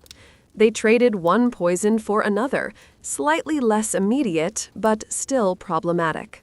A bit like choosing between a punch in the face and a slow, nagging headache. Progress. Having covered nearly every other inch of the body, the Victorians certainly weren't going to leave the hands exposed. Oh no, the hands, particularly the female hand, were another site of intense moral scrutiny and elaborate sartorial control. Enter the ubiquitousness and rigid etiquette of gloves, essentially transforming the hand into its own elegant, often uncomfortable prison. Kid gloves, made from the incredibly soft and supple skin of young goats, were the epitome of elegance, worn for formal occasions, social calls, and virtually any public appearance. These were often meticulously buttoned, sometimes extending far up the arm, creating a smooth, unbroken line. For everyday wear, cotton or less delicate leather gloves were common. And then there were the practical variations: fingerless gloves for tasks requiring dexterity, because even the most fashionable lady occasionally had to do something, and mittens for warmth. The social necessity of gloves for both men and women was paramount, even indoors in many social settings. Removing one's gloves in polite company was akin to a minor scandal, a shocking display of informality. Imagine trying to eat, drink, or engage in any tactile activity while wearing tight-fitting gloves that restricted movement and made holding anything slippery a genuine challenge.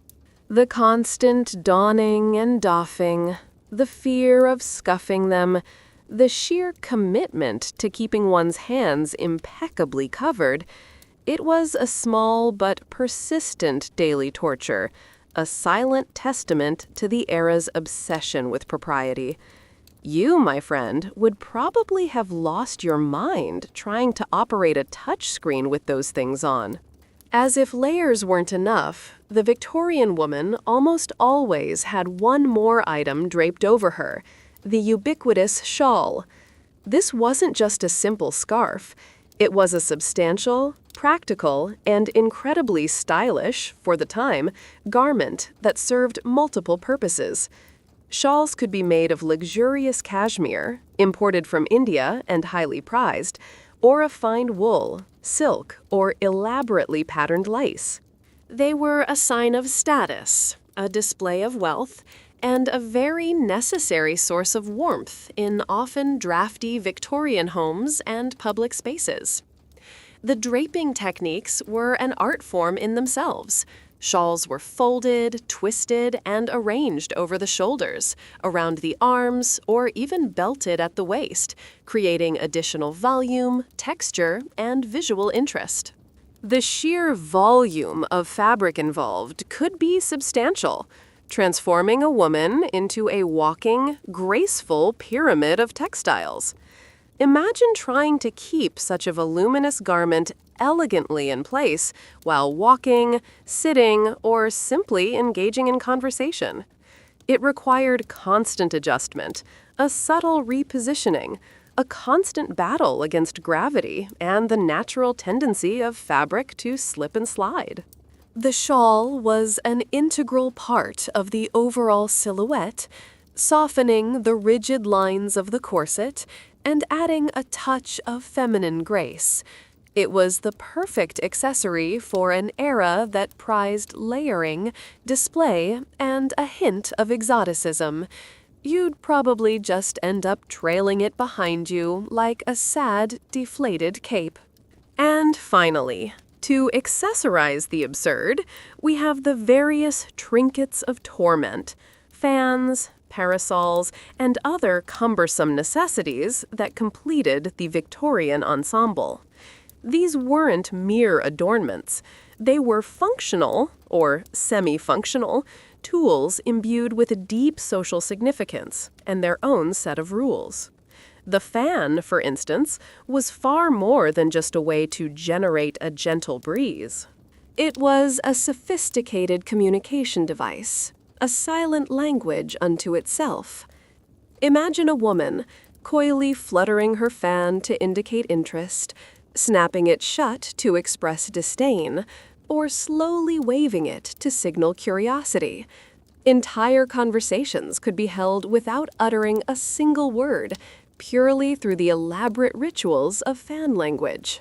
It was a delicate dance of signals, a silent drama playing out in crowded ballrooms, all while battling the general discomfort of the evening. Then there was the parasol, the sun's mortal enemy, an essential accessory for any lady venturing outdoors. The goal was to maintain milky white skin, the ultimate sign of leisure and refinement. Suntanned skin was for common laborers. So the parasol became an indispensable tool, a portable shade provider. Imagine holding up a parasol all day, every day, in addition to managing your voluminous skirt, your tight gloves, and your elaborate hat. It was a constant physical effort, a subtle form of exercise that no one asked for. These trinkets, while seemingly small, added yet another layer of physical burden and social expectation to the already overloaded Victorian woman. They were cumbersome necessities, elegant props in the grand theater of Victorian life, each contributing to the overall sense of beautiful, elaborate, and utterly exhausting absurdity. You, my friend, would have simply burned in the sun, unable to manage a parasol, let alone a subtle flirtation. While women's fashion was a riotous explosion of changing silhouettes and ever-increasing volume, men's fashion throughout the Victorian era was a study in profound, almost suffocating conformity. This was the reign of the black suit, or at least the very dark suit. As the century progressed, men's attire became increasingly somber, uniform, and, frankly, a bit dull. The colorful silks and elaborate embroidery of earlier centuries were banished in favor of dark, heavy wools and severe cuts. The business suit, in its various iterations, frock coat, morning coat, eventually the lounge suit, became the undisputed symbol of reliability, seriousness, and a commendable lack of imagination. This was less about individual expression and more about presenting a unified front of respectability and gravitas. A man's clothing was meant to convey stability, trustworthiness, and a clear dedication to his professional and social role. Subtle distinctions in cut, fabric quality, and accessories were the only outlets for individuality, and even these were strictly governed by unspoken rules. A gentleman might wear a slightly different patterned waistcoat or a particular tie pin, but the overall silhouette remained largely consistent. It was a uniform for the aspiring middle class, a visual declaration that one was a serious, upstanding member of society, not some flighty dandy. The emphasis was on a neat, trim, masculine form, achieved through tailoring rather than artificial structural distortion. And while it might have been less physically torturous than the crinoline, the psychological burden of such rigid conformity, of having so little room for personal expression, was its own kind of prison.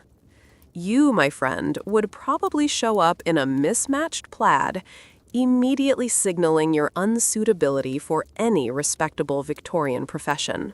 Just like the ladies, gentlemen, too, had their specific headwear, each hat imbued with its own intricate layers of status and symbolism. The top hat, as mentioned, was the undisputed king, a cylindrical monument of felt or silk plush that added significant height and an undeniable air of authority. It was mandatory for formal occasions, business dealings, and any respectable public appearance. Imagine a sea of towering black cylinders bobbing through the streets of London, each one a silent declaration of the wearer's position in society. The specific occasions for different headwear were strictly enforced, a subtle code understood by all. For less formal daytime wear, or for gentlemen of a slightly lower social standing, the bowler hat, or derby in the U.S., gained popularity. Rounder, harder, and less imposing than the top hat, it was a practical and respectable choice for many urban professionals. Then there were various caps for sporting activities or country wear, but the underlying principle remained the same. Your hat communicated your station, your activity, and your adherence to social norms. The absurd height of the top hat, in particular, added to an already elongated silhouette, making men appear taller, more imposing, and generally more Victorian. Imagine trying to talk to someone while constantly craning your neck to see over or around their monumental headwear. It was a social obstacle, an architectural challenge, and an undeniable symbol of the era's rigid hierarchy. You, my friend, would be constantly losing your hat in a strong gust of wind, probably sending it tumbling into a puddle of unspeakable grime. While women struggled with the absence of practical pockets, often relying on reticules, or small bags carried separately, men enjoyed what could only be described as the pockets of privilege. Victorian men's clothing was a celebration of functional, practical pockets, designed to carry all the accoutrements of a gentleman's daily life, and it was glorious. Frock coats, morning coats, waistcoats, and trousers were replete with them. Breast pockets for handkerchiefs, internal pockets for wallets or small notebooks, watch pockets for the ubiquitous pocket watch, and side pockets for calling cards, coins, and the sheer joy of having pockets that actually worked. Imagine the sheer utilitarian joy of having a place for everything without having to awkwardly juggle a purse or rely on an attendant. These pockets were not just practical. They were also a subtle sign of status and independence. A man could carry his own affairs, secure and close at hand. The design of these garments was often a testament to sensible functionality, a stark contrast to the performative impracticality of women's fashion. While women were encumbered by layers and fragile adornments, men were equipped with a multitude of storage solutions, ready to engage with the practicalities of the world. It was a small but significant detail that underscored the vastly different roles and freedoms afforded to men and women in Victorian society. You, with your phone, wallet, and keys bulging out of your modern pockets, would have reveled in the sheer capacity of Victorian menswear. It was the original EDC, everyday carry, only with more class and less tactical nylon. The mid-19th century brought forth a revolutionary technology that, perhaps unintentionally, provided us with an invaluable historical record of Victorian fashion in all its baffling glory: photography. Suddenly, the folly of the era, previously confined to fashion plates and often idealized drawings, could be frozen in time with startling, unvarnished realism.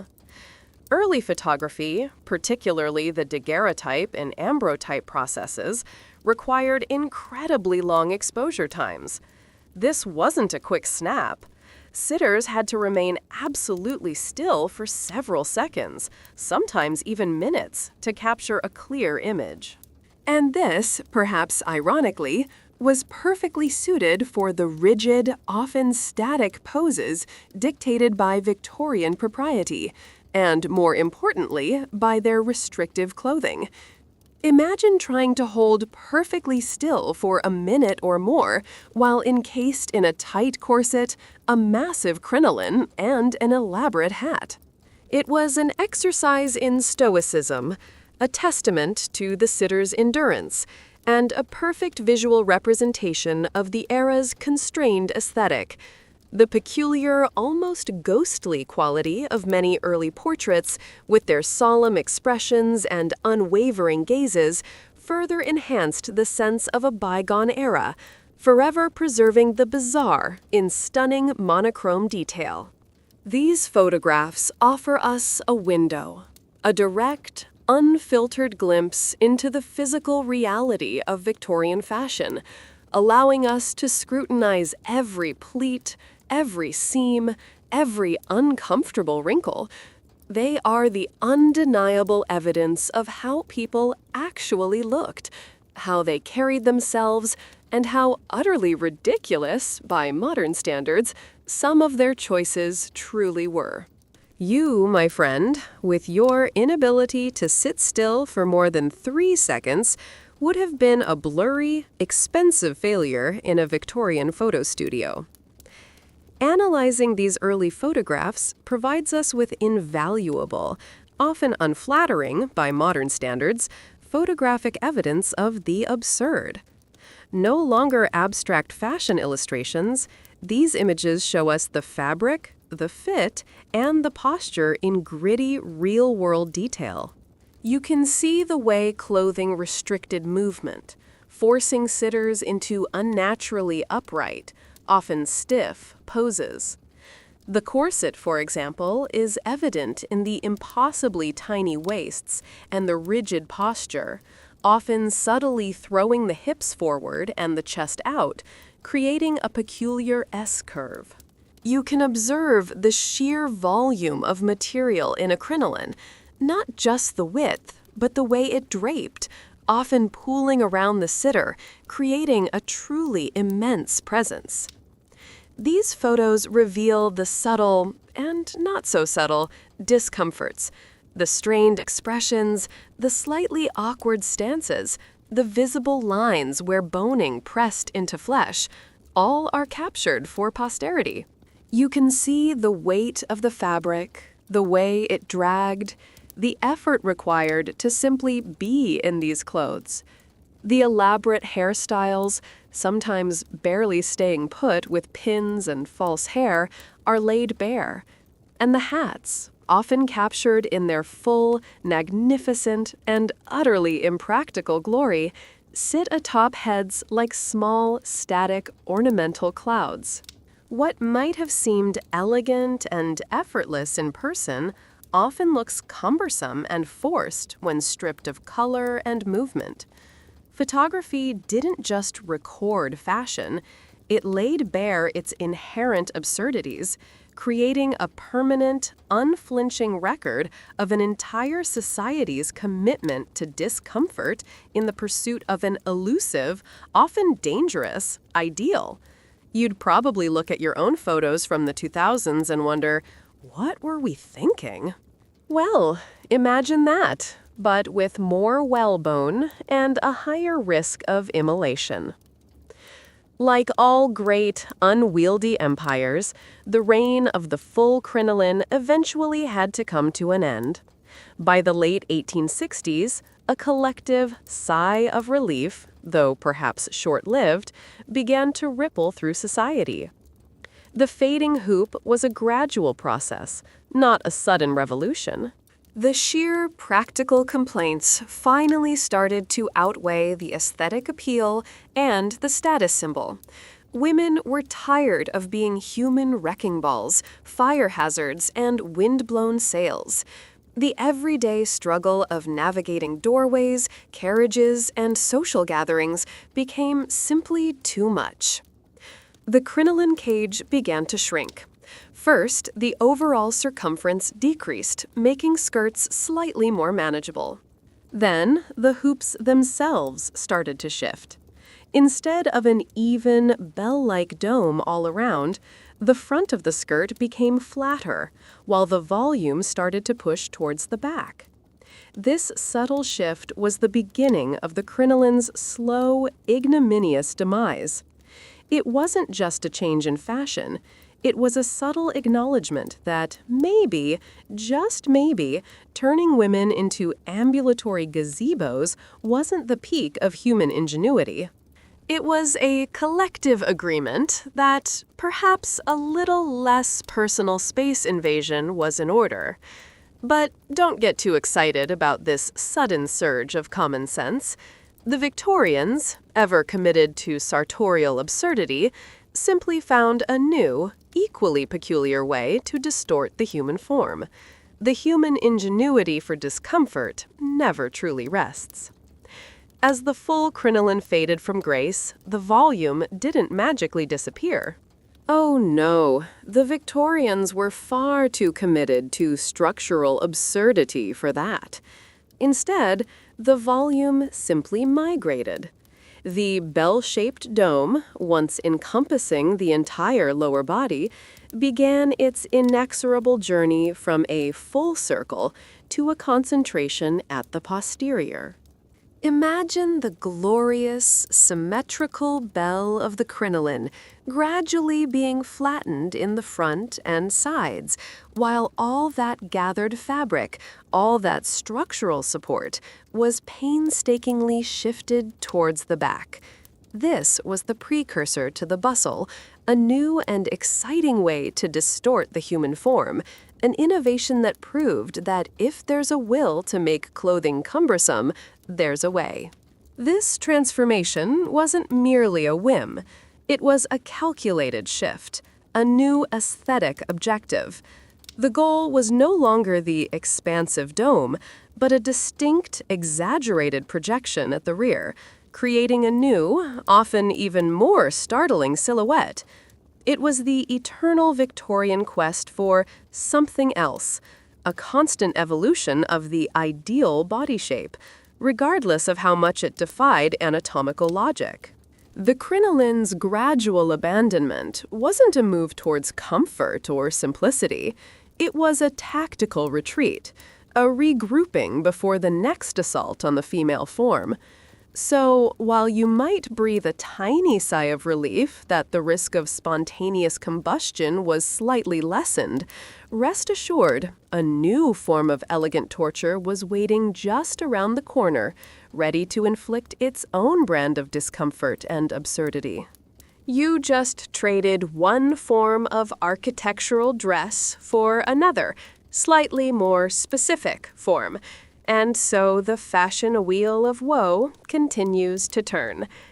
And so, with the crinoline retreating into the annals of history and occasional museum exhibits, the fashion spotlight swung dramatically towards the posterior. Enter the bustle, the new protuberance, the dominant fashion feature of the 1870s and 1880s, ready to take center stage and make a bold, if somewhat baffling statement. If the crinoline was a bell, the bustle was a shelf. Or, perhaps, a very aggressive tumor. The volume, no longer spread evenly around the lower body, was now concentrated entirely at the rear, creating an exaggerated, often gravity-defying, shelf-like projection that defied all known laws of ergonomics and, frankly, good taste. The aesthetic goal was clear: an unnaturally erect and protruding derriere, a posterior that announced its presence with an almost aggressive assertiveness.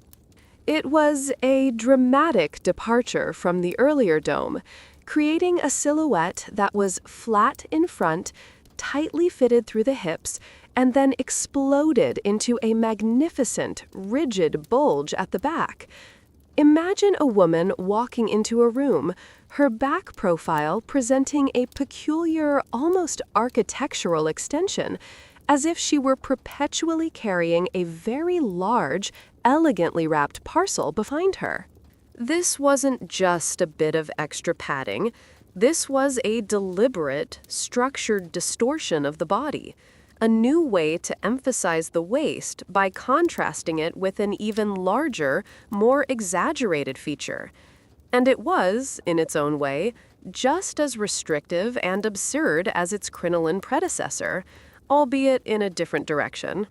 You could practically serve tea on some of these things, or, more likely, constantly bump into things. Just like the crinoline, the bustle required its own sophisticated and often ridiculous engineering to achieve maximum protrusion. This wasn't just a pillow tied to your backside.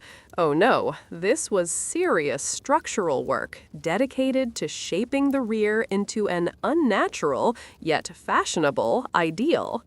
From simple padding to complex cages, designers experimented with a variety of contraptions to create the desired effect. Early bustles might have been relatively soft, just a horsehair pad or a cushion of down, providing a gentle lift. But as the fashion grew more extreme, so did the engineering. Steel springs, designed to pop the fabric outwards and upwards, became common. Wire cages, articulated to allow for a semblance of sitting, were another popular choice. Some bustles were ingeniously designed to collapse when the wearer sat down, then spring back into place upon standing, a marvel of Victorian ingenuity dedicated to the most absurd of purposes. The constant challenge was twofold. First, to achieve maximum protrusion and rigidity, creating that distinctive shelf-like shape. Second, to keep the bustle from collapsing, shifting, or simply looking ridiculous at an inopportune moment. Imagine bending over and having your entire backside infrastructure wobble precariously. Or sitting down and feeling a sudden, unexpected crunch of steel springs. It was a constant battle against gravity, against practicality, and against the natural inclination of fabric to, well, drape naturally. The engineering of the rear was a testament to the era's unwavering commitment to distorting the human form, even if it meant creating a mobile hazard zone behind every fashionable lady. You, my friend, would have been constantly checking your reflection, just to make sure your structural integrity hadn't betrayed you. The early 1870s ushered in the first iteration of the bustle, a somewhat gentle introduction to rearward volume, a timid whisper before the full-blown shout that would come later. This wasn't yet the aggressive shelf of shame. It was more like a subtle suggestion, a polite request for attention to the posterior. At this stage, the bustle was often a relatively soft pad, a cushion stuffed with horsehair or down, or a small, lightweight framework of cane or flexible metal, extending out from just below the waist. The goal was to create a distinct, yet still relatively modest, hump at the back, just enough to give the skirt a gentle lift and emphasize the narrowness of the waist. The silhouette of this first bustle era was characterized by a front that was relatively flat and fitted, flowing smoothly over the stomach and hips. The volume then gathered dramatically at the back, creating a cascade of fabric, pleats, and ruffles that flowed down into a train or a slightly longer hem. It created an elegant, almost swan-like profile, with a long, lean line in front and a delicate curve behind. Imagine trying to lean against a wall or sit on a chair without a back. It was an exercise in careful navigation, a constant awareness of the delicate structure at your rear. This gentle introduction to rearward volume was an attempt to maintain a sense of grace and elegance, while still adhering to the Victorian imperative for structural embellishment. It was a harbinger of things to come, a subtle hint of the architectural wonders and horrors that would soon adorn women's derrieres. You'd probably just think someone had a really fluffy cat strapped to their back. The first bustle, in conjunction with the ever-present corset, further exaggerated the waist, creating an even more pronounced illusion of the hourglass figure. The design was ingeniously simple in its goal, to make the waist appear impossibly tiny by contrasting it with an absurdly large rear and a moderately voluminous skirt. The tightly cinched corset created the narrowest point, and then the bustle exploded outwards, giving the visual impression of a severe, almost wasp-waisted silhouette. It was a masterclass in optical illusion, a calculated manipulation of proportions designed to achieve an unnatural ideal. The logistical challenges were, of course, delightful. Sitting down became a strategic maneuver. Imagine trying to find a comfortable position when you have a significant projection extending from your lower back. Leaning against anything was out of the question. And general upright posture, while perhaps encouraged by the corset, was made more precarious by the added weight and awkwardness of the bustle. It was a constant physical negotiation, a careful balance between elegance and equilibrium. The desire for an impossibly tiny waist, juxtaposed with an absurdly large, often architectural, rear, speaks volumes about the Victorian aesthetic, an unnatural ideal achieved through discomfort and distortion, all in the name of looking fashionable. You'd probably end up perpetually leaning forward, looking like you're about to bow, or topple over. Either way, it's a look. Just when you thought the bustle had peaked in its gentle, almost elegant form, the mid-1880s arrived, and with it, the bustle struck back with a vengeance. This was not a subtle hump.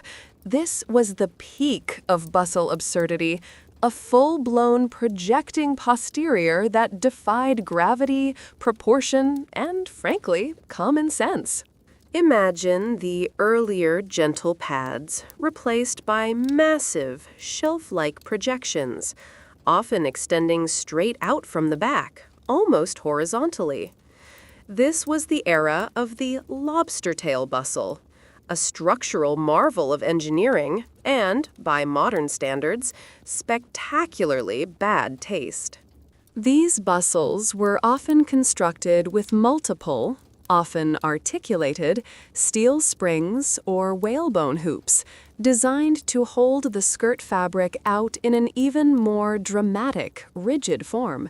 The result was a silhouette that made the wearer look like she was perpetually leaning over a precipice or carrying a very large, rigid basket on her backside. The fabric draped over these structures was often intricately pleated, ruched, or gathered, creating a voluminous waterfall of material that further emphasized the projection. It was a clear declaration: my posterior is a structural wonder, and I will make absolutely no apologies for the space it occupies. Imagine trying to reverse in a crowded room or simply sit on a normal chair without crushing your magnificent engineered derriere. It was a constant source of potential embarrassment and logistical frustration. This was peak bustle, an unhinged architectural triumph, and a testament to the Victorian commitment to extreme bodily distortion. You'd probably accidentally knock over every display in a department store just by turning around. And as if a massive, projecting posterior wasn't enough, the mid-1880s saw the glorious, magnificent, and utterly impractical return of the Lego mutton sleeve, part 2. These exaggerated sleeves, often ballooning out to enormous proportions at the shoulder and upper arm, came back with a vengeance, perfectly complementing the extreme bustle below. Imagine a top-heavy, bottom-heavy silhouette with a tiny, impossibly cinched waist in between, creating a human caricature that was difficult to move in and utterly impossible to ignore. These sleeves were truly gargantuan, sometimes so large that a woman could barely fit through a standard doorway without turning sideways. They were padded, stiffened with internal structures, and consumed vast amounts of fabric, creating an almost comical bulk around the shoulders. The overall effect was one of extreme, almost cartoonish exaggeration. The tiny waist, the massive sleeves, the enormous bustle, it was a triumvirate of sartorial excess, a clear statement that more is more and practicality is for peasants. Imagine trying to shake someone's hand or simply lift a teacup without your arm looking like it's encased in a giant, fluffy cloud. It was a constant battle against the limitations of space and the sheer physics of your own clothing. This silhouette, while undeniably striking, was a testament to the Victorian era's almost perverse delight in elegant discomfort and visual absurdity. You, my friend, would probably trip over your own sleeves just trying to reach for a snack. It's a look that screams, I am fashionable, and I have absolutely no intention of performing any useful tasks. To truly appreciate the absurdity of the bustle, one must delve into the inner workings of this outward bulge. This wasn't just a bit of clever draping. This was sophisticated engineering, meticulously designed to create that distinctive, gravity-defying protrusion. Deconstructing the bustle's construction reveals a fascinating array of materials and techniques.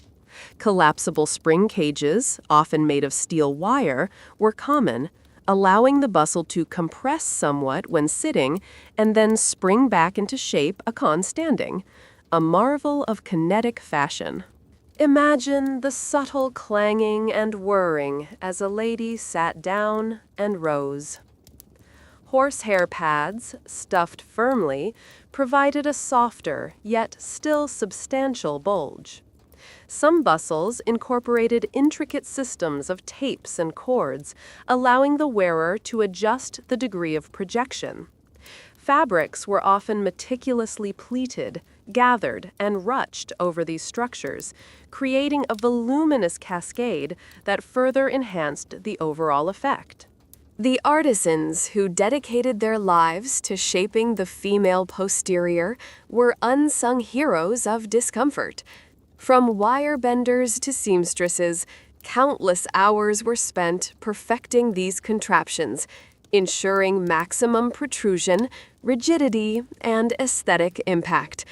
It was a testament to human ingenuity applied to the most baffling of purposes, the creation of an unnaturally enormous, yet perfectly fashionable, backside. You'd probably find these contraptions more complicated than assembling IKEA furniture, and equally prone to collapse. And now for the delightful practicalities and inevitable pitfalls of wearing such a magnificent projecting posterior. Because while the bustle may have looked grand in fashion plates, navigating daily life with one was an exercise in constant vigilance and potential humiliation. Imagine trying to squeeze through a narrow doorway, your hips going one way, your bustle going another, inevitably getting snagged or becoming a temporary roadblock. Sitting in chairs became a strategic operation. Either the chair was designed for a bustle, rare, or you perched precariously on the edge, or your bustle would fold, if collapsible, or simply be crushed, if rigid. Elegant it was not. The constant risk of accidentally knocking things and people over with your architectural rear was another delightful daily hazard. A casual turn could sweep a vase off a table or send a hapless bystander reeling. And then there was the perpetual worry of the bustle shifting, collapsing, or simply looking ridiculous at an inopportune moment. Imagine your meticulously constructed derriere suddenly sagging, or worse, rotating, leaving you with a fashionably lopsided posterior. It was a constant battle against gravity, against fabric, and against the sheer absurdity of the contraption itself. The bustle, while a triumph of fashion, was a daily source of logistical frustration and potential social embarrassment. You, my friend, would have been constantly reaching behind you to ensure your rear hadn't unexpectedly deflated or rotated, likely looking like a cat trying to catch its tail. Humiliating indeed. In the midst of all this corseted, bustled, and elaborately layered madness, a faint whisper of sanity emerged in the form of the aesthetic movement. Roughly from the 1870s to the 1890s, this was a beautiful, albeit brief, rebellion against the suffocating excesses of high Victorian fashion. Inspired by the pre-Raphaelite Brotherhood, medieval styles, and a general appreciation for beauty for its own sake, art for art's sake, the movement championed looser, more natural silhouettes. Imagine flowing lines, soft, often muted colors, and fabrics that actually draped rather than stood rigidly away from the body. It was a sartorial breath of fresh air, a rejection of the corset's tyranny, in theory at least, and the general architectural absurdity of the era. Aesthetic dresses often featured high or natural waistlines, similar to the Regency era, and flowing skirts that allowed for actual movement. Sleeves were often soft and full, but without the aggressive internal structuring of the Lego mutton. Natural fabrics like silk, velvet, and soft wool were preferred, often simply cut and subtly embellished with embroidery or smocking. It was a celebration of grace, comfort, and a return to a more organic, artistic vision of beauty. Imagine a woman actually being able to take a deep breath, or sit comfortably, or walk without fear of incineration or collapse. It was a revolutionary concept in a world defined by elegant discomfort. This was the moment where some genuinely reasonable people looked at a bustle and a corset and said, you know what? No. A valiant effort, but ultimately a niche one. Despite its glorious and very sane ideals, the aesthetic movement never fully caught on with the mainstream. Its impact was limited, largely embraced by artists, intellectuals, and a small avant-garde elite. Think Oscar Wilde, Dante Gabriel Rossetti, and their bohemian circles. For the vast majority of Victorian society, the allure of the cinched waist and the structured silhouette remained too powerful. It was a quirk of the upper-class artistic set, a delightful eccentricity for those who could afford to deviate from the norm without suffering too much social ostracism. And here's the kicker. Even within the aesthetic movement, the rejection of the corset was often more theoretical than practical. Many aesthetic dresses, while appearing loose and flowing, were still worn over a slightly looser corset or stays, revealing the deep-seated societal pressures and the ingrained habits of bodily constriction. True, uncorseted freedom was a rare and often radical choice.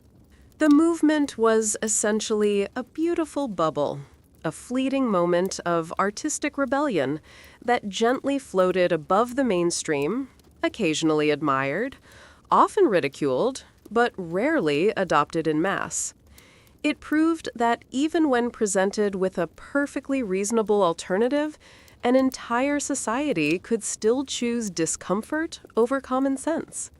You, my friend, might have bought an aesthetic dress, but you'd probably still wear your Spanx underneath. Old habits die hard, even for rebels. The aesthetic movement, with its emphasis on beauty, art, and the rejection of mainstream Victorian values, naturally attracted figures like Oscar Wilde, who became its most flamboyant and quotable proponent. He and others like him were part of what was derisively called the greenery-yallery brigade, a jab at their preferred color palette and perceived effeminate sensibilities. Wilde, with his velvet knee breeches, flowing cravats, and lilies, or sunflowers, clutched dramatically, was a living embodiment of the aesthetic ideal. He preached the gospel of art for art's sake, often with a withering wit directed at the bourgeois conventions of the day.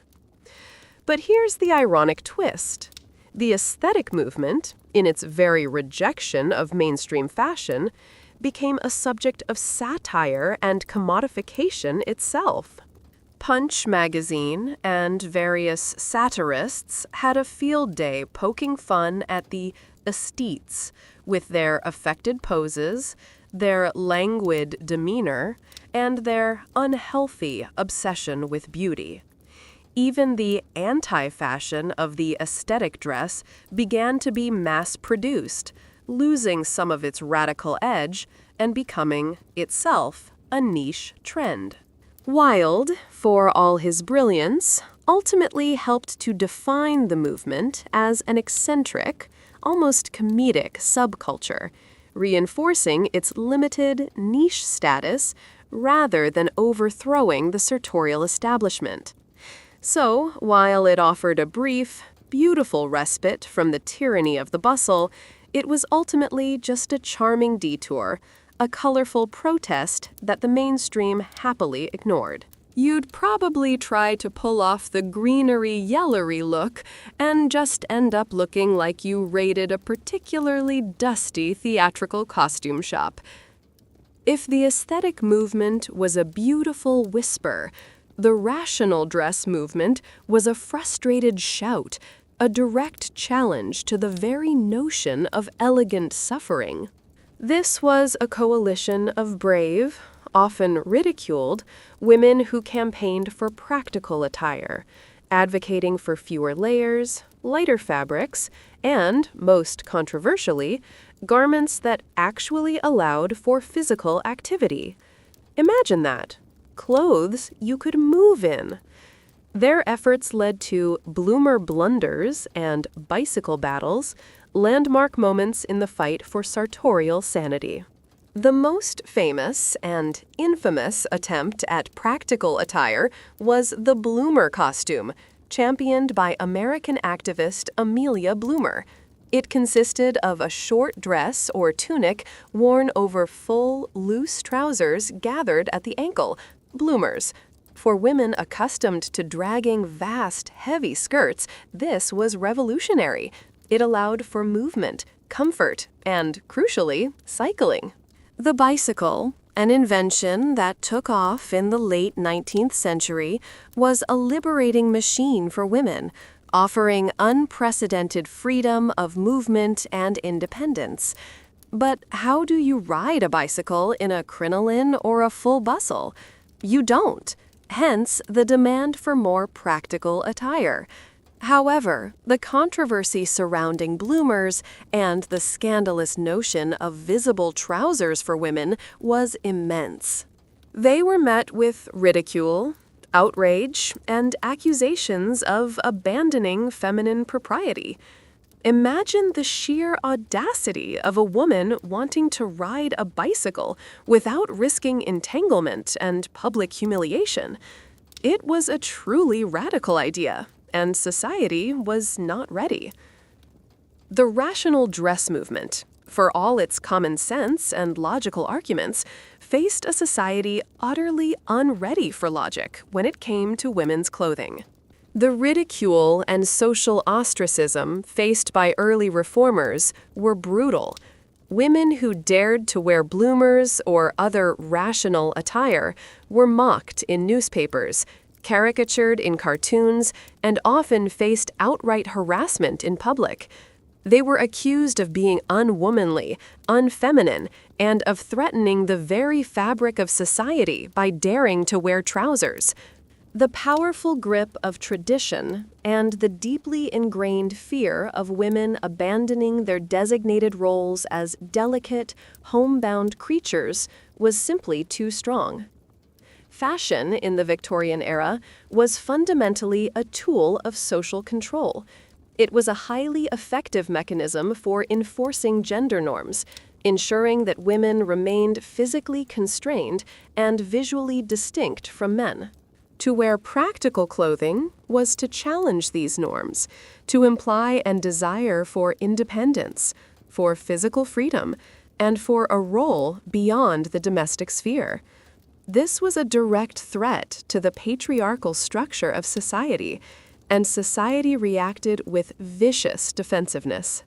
The absurdity of it all is almost painful. A society willing to tolerate corsets that displaced organs and crinolines that spontaneously combusted, but recoiling in horror at the sight of a woman in trousers. It proves that sometimes the most logical solutions are the most threatening to a deeply illogical system. You, my friend, advocating for comfort over convention, would have been branded a dangerous radical, and probably told to go home and put on a proper skirt. Despite the ridicule faced by the rational dress movement, a subtle yet significant shift occurred in women's fashion towards the end of the century: the emergence of women's tailor-made suits. This was an attempt at liberation, a way for women to borrow from the boys and adopt a more practical, professional silhouette for certain activities. Inspired directly by men's tailoring, these suits offered a sense of crispness, professionalism, and relative practicality that was a refreshing contrast to the frippery and elaborate domesticity of traditional female attire. Typically consisting of a jacket and a matching skirt, never trousers yet, often made of sturdy wool or tweed, the tailor-made suit was a precursor to modern power dressing. It allowed women to participate more actively in public life, to travel, to engage in sports, like cycling, often with modified cycling skirts, and to slowly, tentatively, enter professional roles. Imagine a woman, smartly dressed in a well-tailored suit, exuding an air of competence and seriousness. It was a visual declaration of a woman's growing independence, her desire to move beyond the drawing room and into the wider world. It was a bold statement, but it came with a significant caveat. It was still strictly adhering to the corseted silhouette underneath. The suit provided external structure, but the internal cage remained. A step forward, yes, but still bound by the fundamental restrictions of Victorian fashion. You'd probably think it was a great idea, only to realize you still couldn't take a deep breath. Oh, Victorians. The women's tailor-made suit represented a fascinating paradox of power. On the one hand, it was a clear step towards public life, a uniform for the new woman who was asserting her independence and seeking greater opportunities beyond the domestic sphere. It allowed for greater mobility than a bustle gown, conveyed an air of seriousness, and facilitated engagement in activities previously deemed unsuitable for women. It symbolized a shift in attitude, a desire to be seen as capable and active rather than merely ornamental. On the other hand, this newfound power was still bound by fashion's deep-seated restrictions. The tailor-made suit, despite its practical appearance, was almost universally worn over a corset. The tightly cinched waist remained the ideal, meaning that even as women donned garments that mimicked male professionalism, they were still internally constrained by the dictates of traditional femininity. The new women might be able to cycle or take a train unchaperoned, but she was still doing so with her internal organs subtly rearranged. It was a compromise, a visual negotiation between aspiration and tradition. The suit was a uniform for engagement with the world, yet one that still required internal suffering, a hidden sacrifice for the sake of conforming to an unnatural beauty standard. It was liberation, but with strings and laces attached.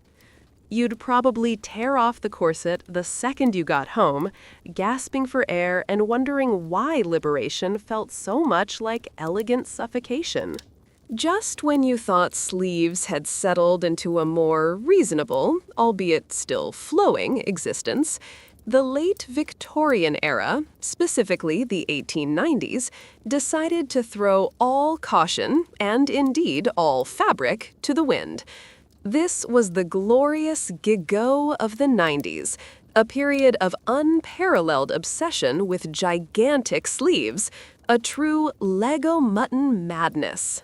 Imagine sleeves that started at the shoulder and ballooned out to truly absurd proportions before tapering sharply to a tight cuff at the wrist. These were not mere puffs, these were architectural marvels, visual statements that announced their presence with an almost aggressive assertiveness. Balloon sleeves, Lego mutton sleeves, gigot sleeves, the names varied, but the goal was singular: maximum volume at the shoulder.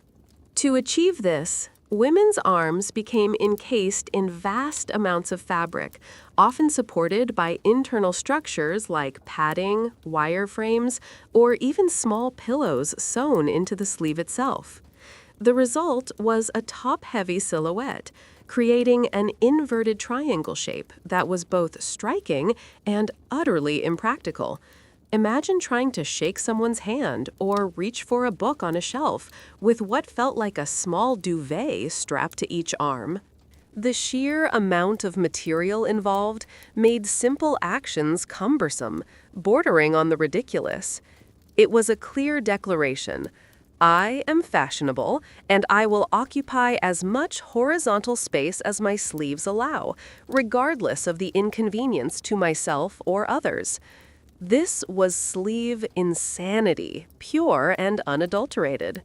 You, my friend, would have been constantly bumping into door frames and probably knocking over drinks at every social gathering. And here we arrive at the practical punchline of the glorious Gagot sleeves.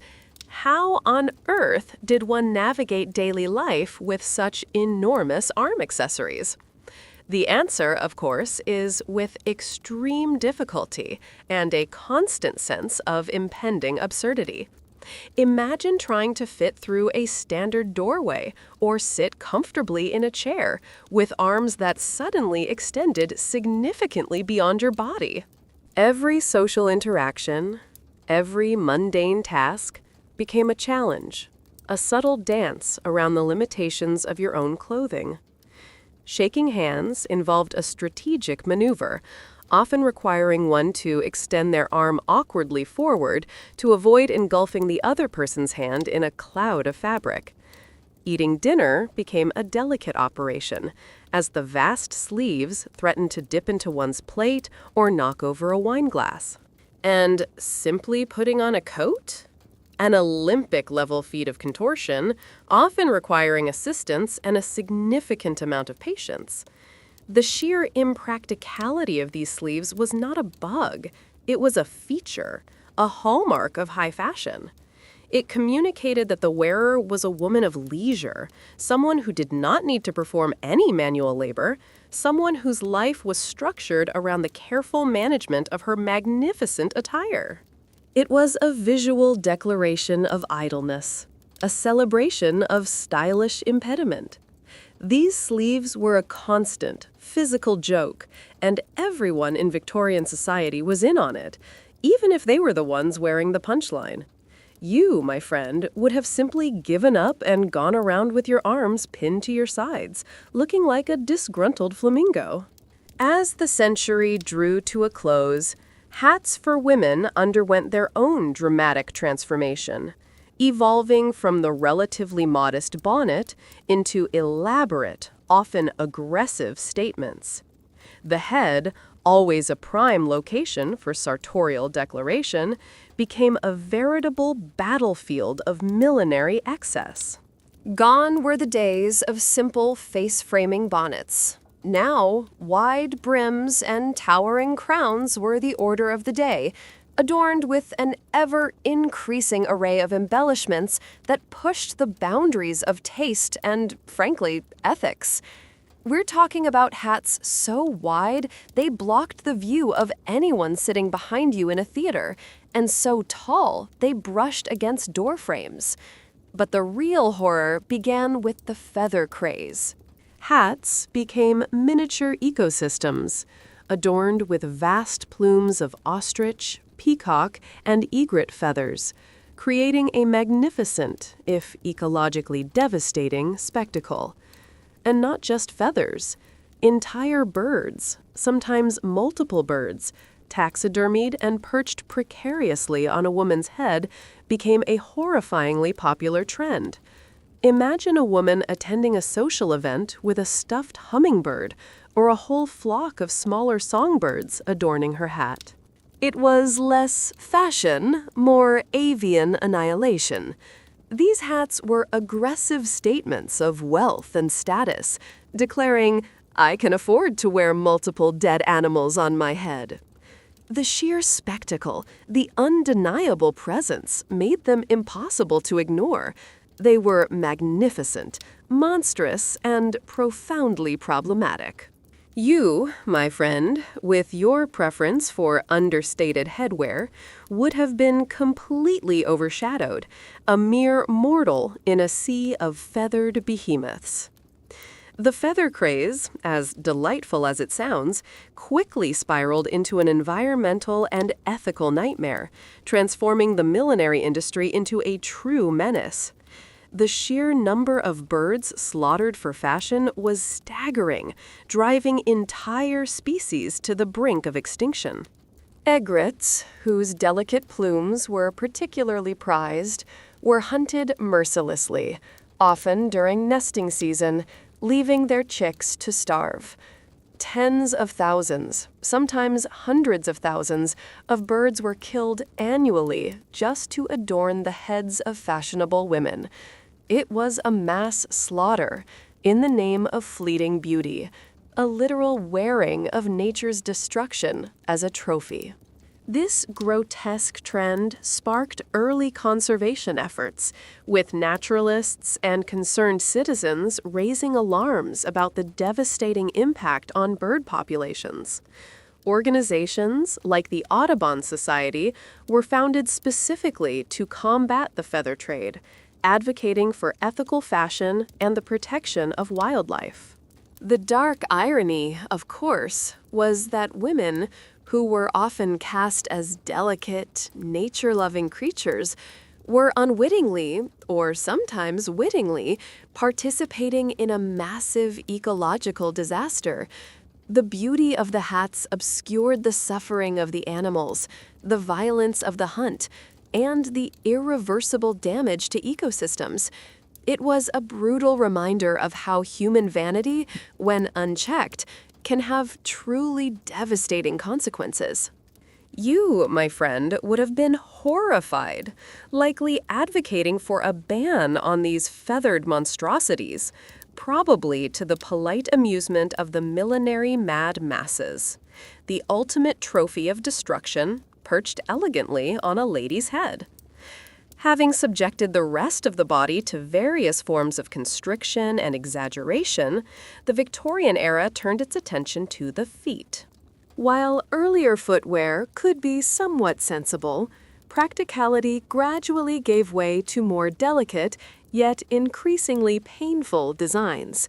The ankle, once a scandalous sight, was now often encased in sturdy, lace-up boots for walking, or elegant button-up boots for more formal occasions. These boots, typically made of leather, often featured a modest heel and provided support, while still adhering to the era's preference for covering the lower extremities.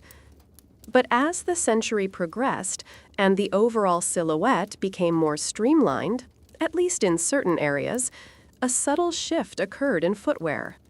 The gradual introduction of narrower, more pointed toes became fashionable, even for practical everyday shoes. Imagine the discomfort.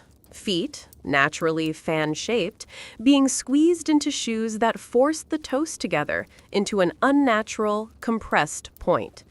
The pursuit of elegance, even in footwear, started to dictate the distortion of the foot itself.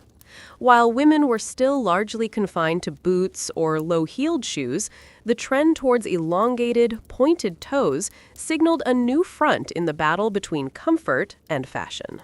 The ankle's last stand for sensible footwear slowly succumbed to the pressure for a more dainty and elegant foot.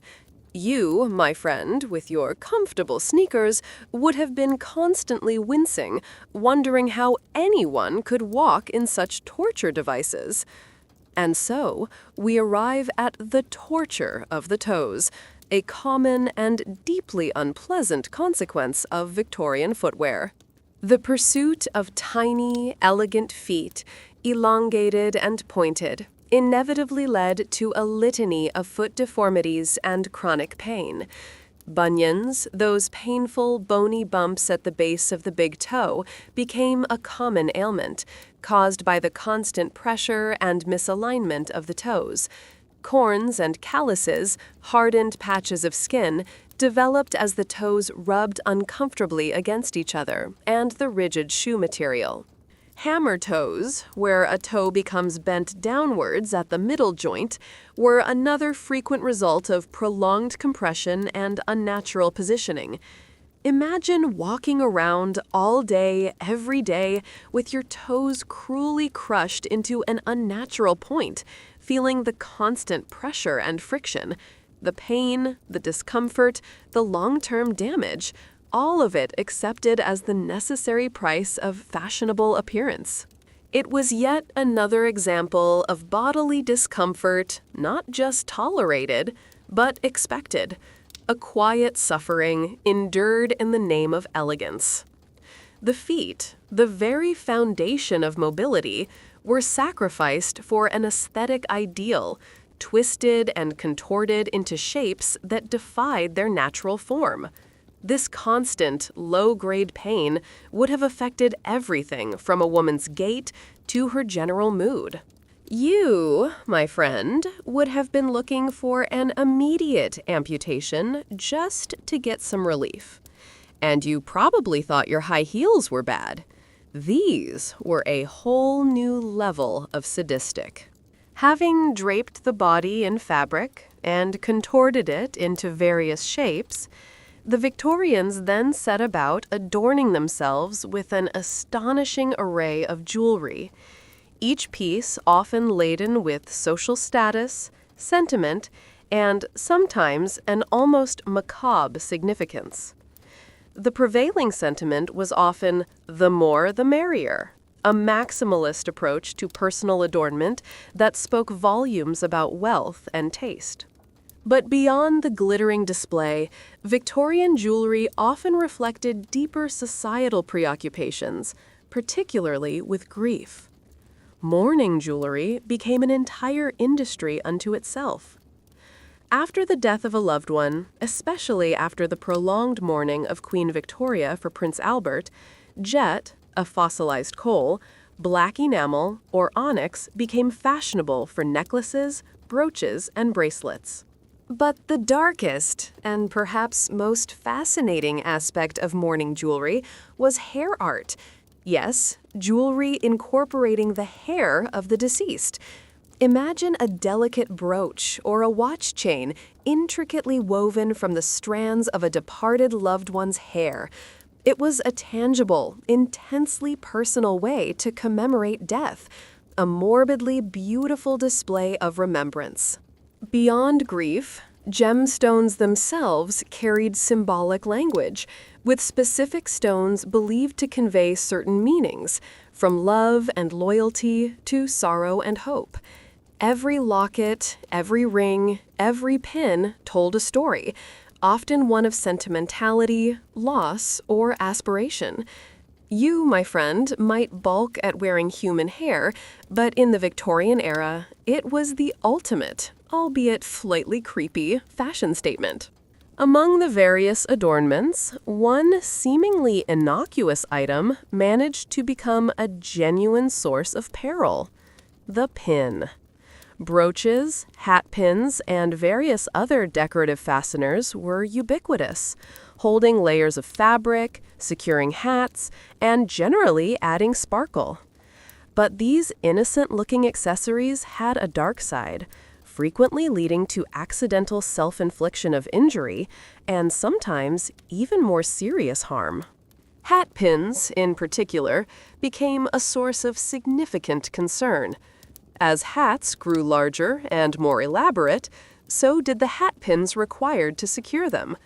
Some hat pins were astonishingly long, extending several inches beyond the hat itself, effectively turning a fashionable lady into a walking, subtle weapon. Imagine navigating a crowded streetcar or a bustling social event, surrounded by women whose heads were adorned with sharp, protruding hat pins. There were countless reports of accidental eye injuries, scratches, and even more serious wounds caused by these millinery missiles. This led to calls for safety regulations, with some cities even attempting to legislate the maximum length of hat pins. Beyond hat pins, brooches, and other decorative pins, while less overtly dangerous, still posed the risk of snagging fabric, pricking skin, or catching on delicate lace.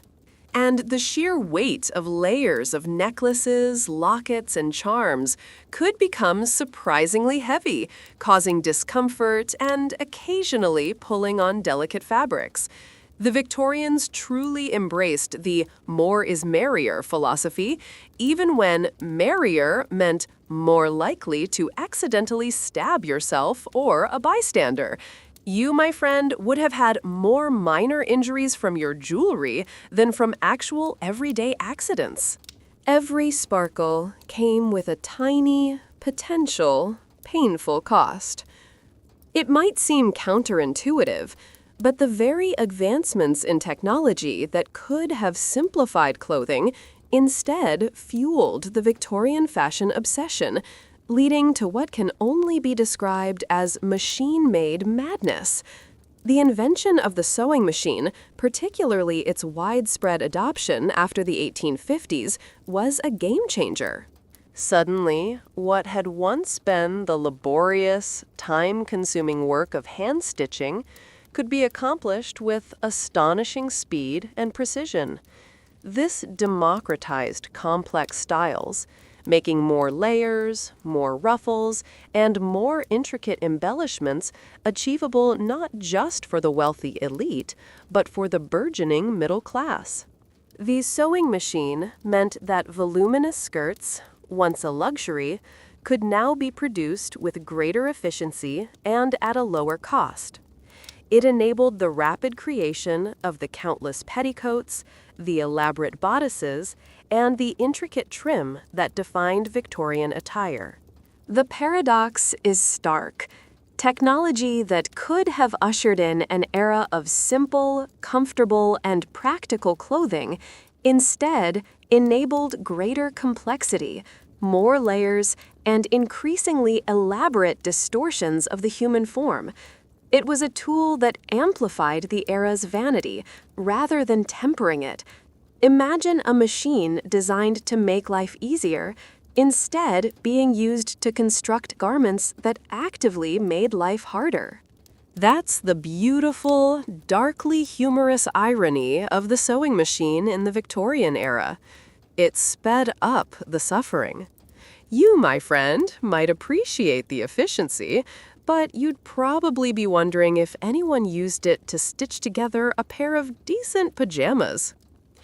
The Industrial Revolution didn't just bring sewing machines, it also brought new advancements in material science, particularly in textiles and dyes.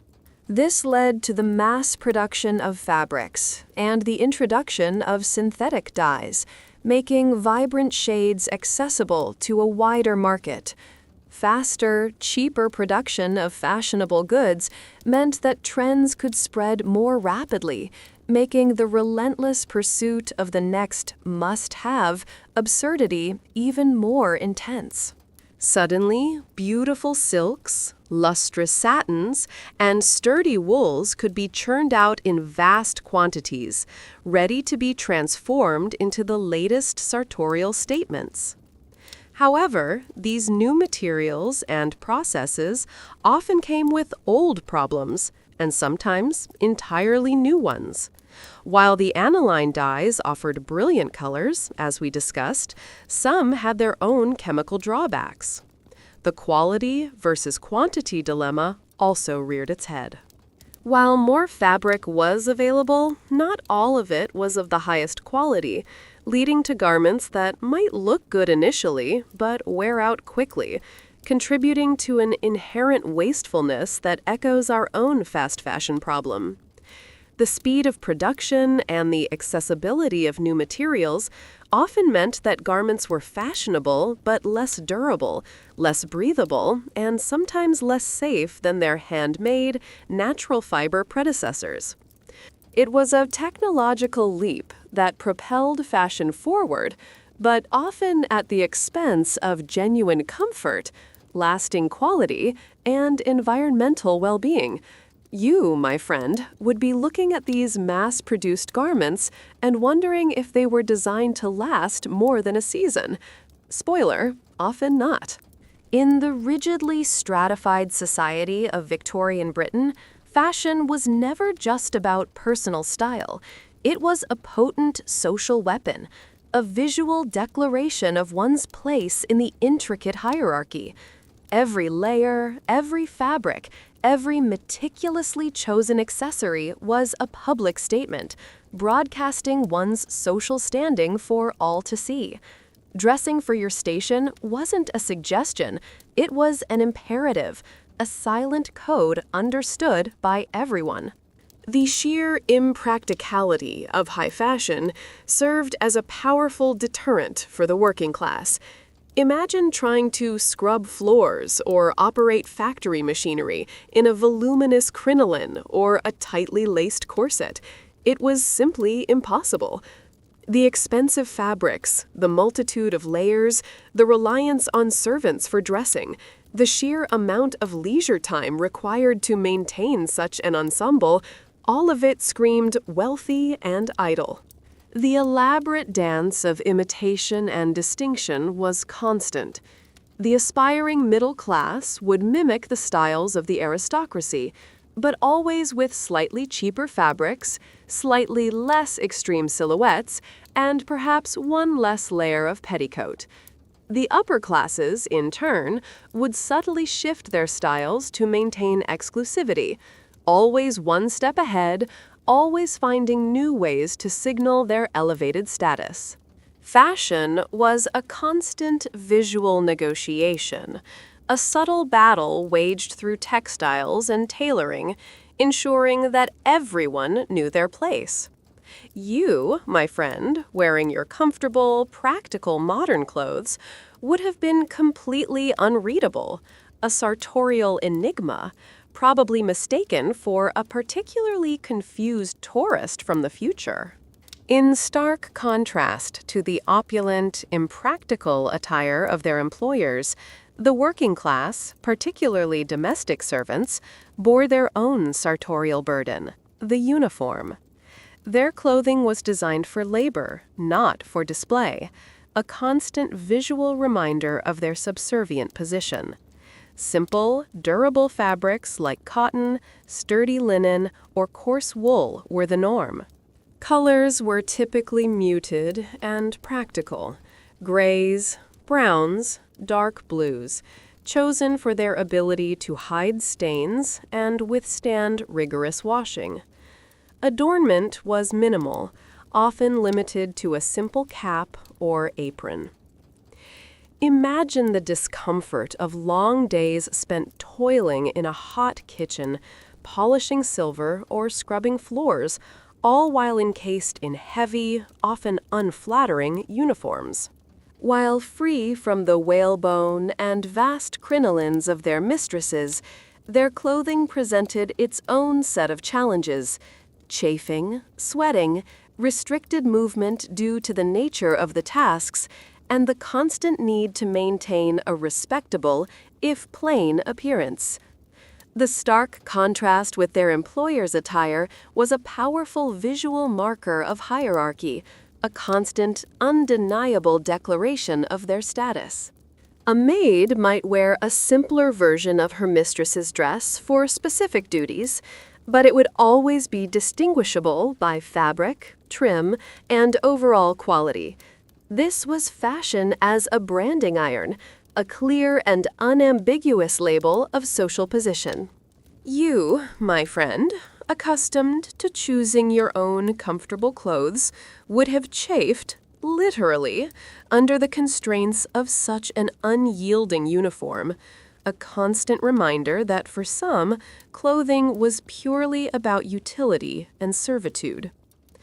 At its core, Victorian women's fashion was designed for display, not for doing. It was a literal and metaphorical cage, meticulously constructed to restrict female autonomy and reinforce societal expectations of women as ornamental, fragile beings. Imagine a life where every movement was a conscious effort, where breath was a shallow gasp, where the simple act of sitting or walking required careful planning and constant adjustment. This wasn't just uncomfortable, it was profoundly disempowering. Limited mobility meant limited engagement with the world beyond the carefully curated confines of the home or the equally structured social event. How could one effectively participate in a public discourse, pursue a profession, or even engage in vigorous physical activity when one's body was literally shackled by layers of fabric, whalebone, and steel? The answer, of course, is that one largely couldn't.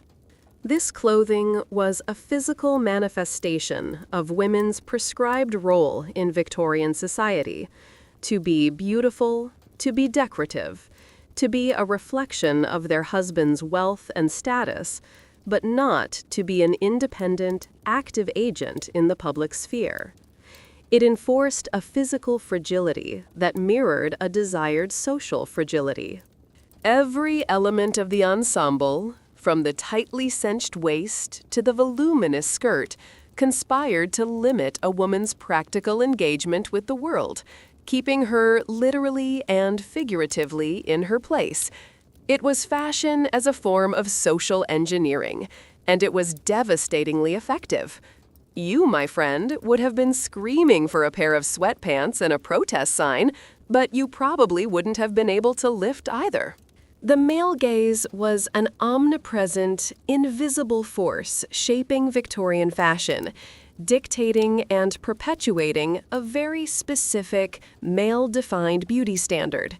The ideal woman of the era was not one of strength, athleticism, or intellectual prowess, but one of fragility, helplessness, and ornamental beauty. And fashion, in its myriad forms, was the primary tool for creating and enforcing this ideal.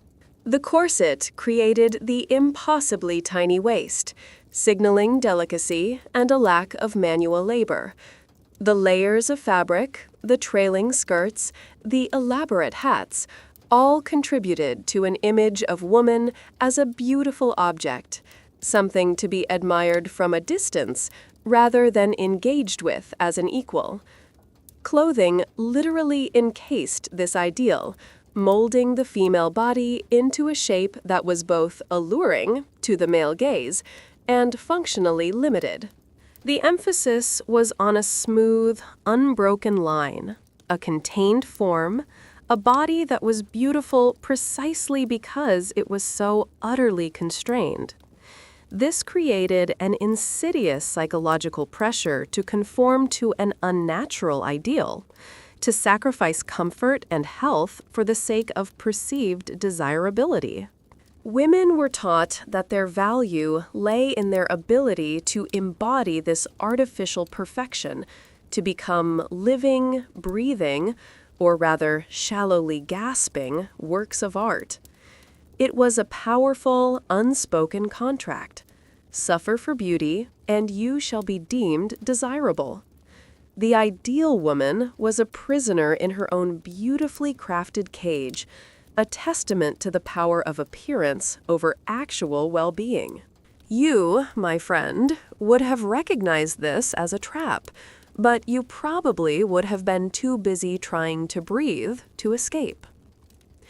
The health consequences of Victorian fashion were, to put it mildly, extensive and often severe. Yet, for much of the era, the medical community grappled with a litany of ailments, often misdiagnosing or simply dismissing the direct causal link to the very clothing women wore. Doctors would treat fainting, indigestion, and various abdominal pains, often prescribing dubious remedies, while largely ignoring the obvious elephant in the room, the corset.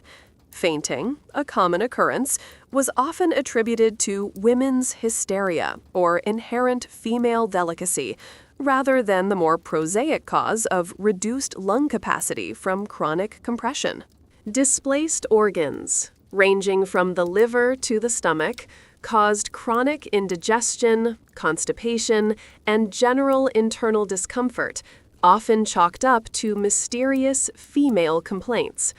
Lung capacity reduction was a measurable fact, leading to shortness of breath and a general weakening of the respiratory system.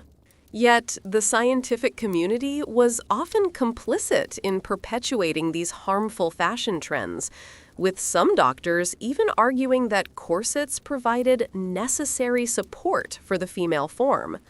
The irony is excruciating. A medical establishment that was slowly advancing in other areas remained stubbornly blind to the blatant harm caused by fashionable attire. Fashion was, in many ways, a silent, slow killer, celebrated for its superficial charm, while quietly eroding the health of countless women. You, my friend, would have been given a dubious tonic for your nerves, while your lungs were screaming for actual oxygen. And while the corset rightly takes center stage for its physiological atrocities, the general unhealthiness of Victorian attire extended far beyond its bone-reinforced grip. The sheer volume of layers, particularly during summer, led to chronic overheating. Imagine being encased in wool, silk, and cotton with multiple petticoats and a heavy skirt in a poorly ventilated home or a crowded public space. The resulting perspiration and discomfort were immense, often leading to skin irritations and general malaise. Then there was the exposure to toxic dyes, as we discussed. Arsenic, lead, mercury. These beautiful, vibrant colors were slowly poisoning wearers and those around them. The lack of proper hygiene in undergarments, despite the layers, also contributed to health problems. Infrequent washing, combined with sweat and grime, created breeding grounds for bacteria and odors, leading to skin infections and other less than glamorous ailments.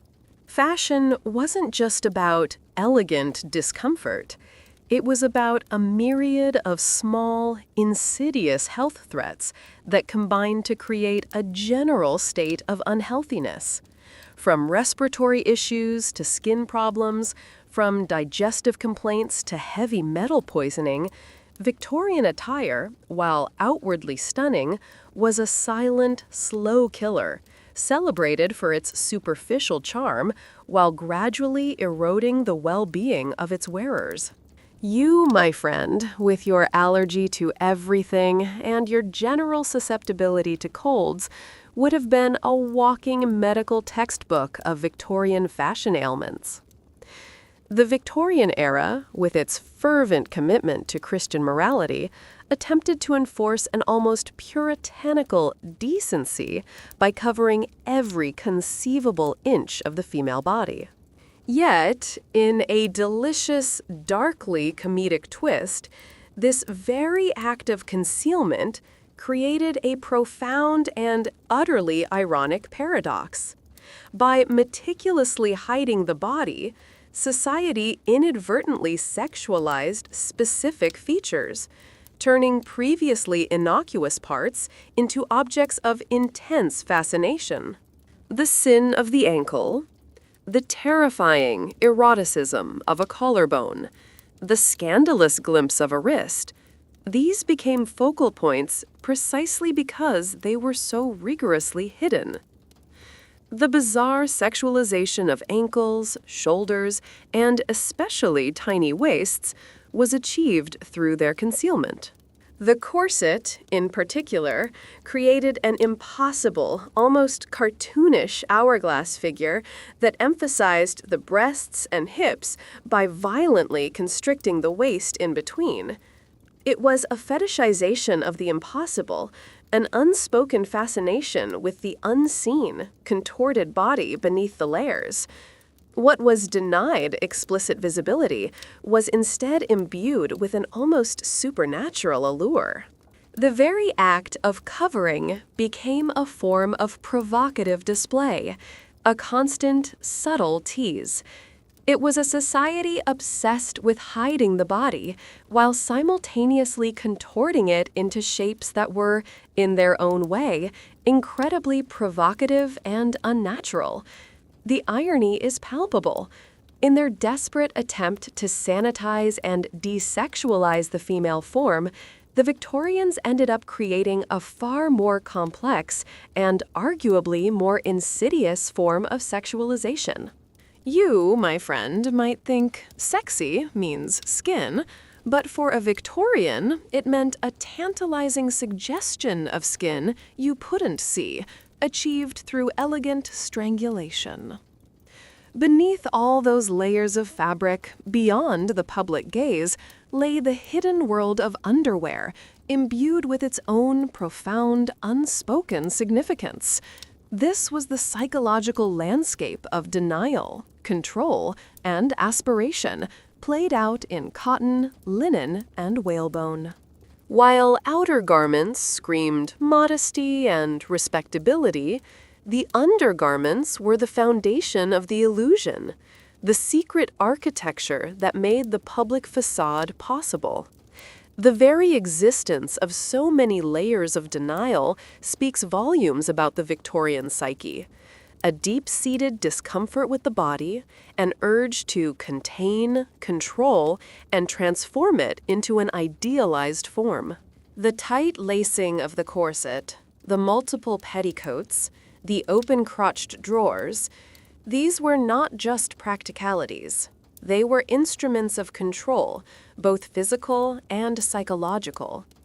They were a constant, tangible reminder of societal expectations, of the need to conform, to aspire to an unnatural ideal. The act of putting them on each day was a ritual of self-imposition, a daily reaffirmation of one's place within the societal structure. And for the few, very few, who dared to go without a corset, the decision was a profound statement, an act of rebellion that defied not just fashion, but an entire way of thinking. This was a society obsessed with hiding the body, while simultaneously contorting it into provocative shapes, creating a complex, almost contradictory, internal and external dialogue. The unspoken language of underwear was one of power, submission, aspiration, and a relentless pursuit of an impossible ideal. You, my friend, wearing your comfortable, unadorned underwear, have no idea the psychological baggage that came with a Victorian camise, and frankly, you're better off for it. In the absence of Instagram and TikTok, the Victorian equivalent of viral fashion trends was disseminated through a powerful new medium, fashion plates and popular magazines. These publications became the primary arbiters of style, dictating trends and influencing the masses with an almost religious fervor. Imagine, if you will, the anticipation of Godey's Lady's Book or Peterson's magazine arriving in the mail, its pages filled with beautifully rendered illustrations of the latest Parisian or London styles.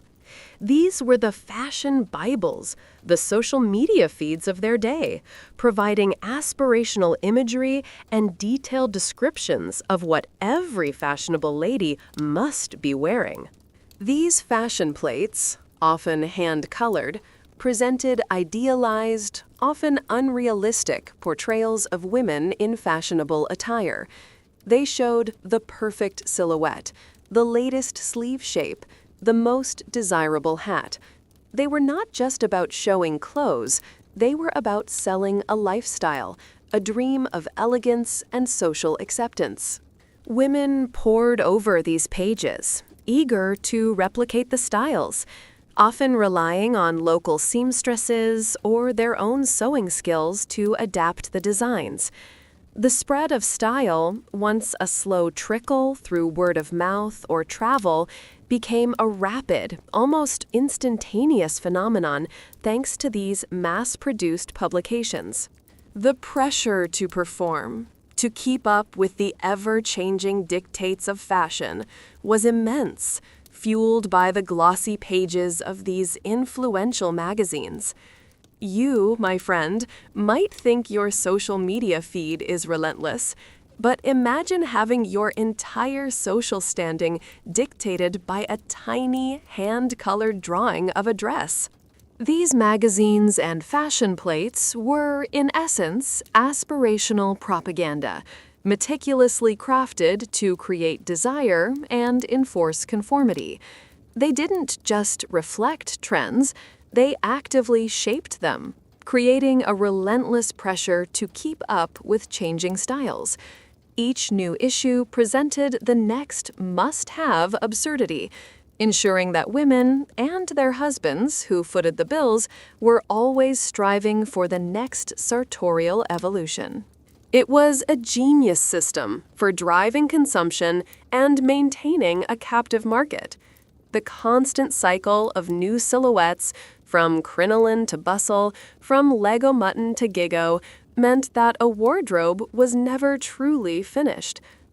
Imagine the psychological impact of being constantly bombarded with images of ideal beauty, of women perfectly embodying the latest, often uncomfortable trends.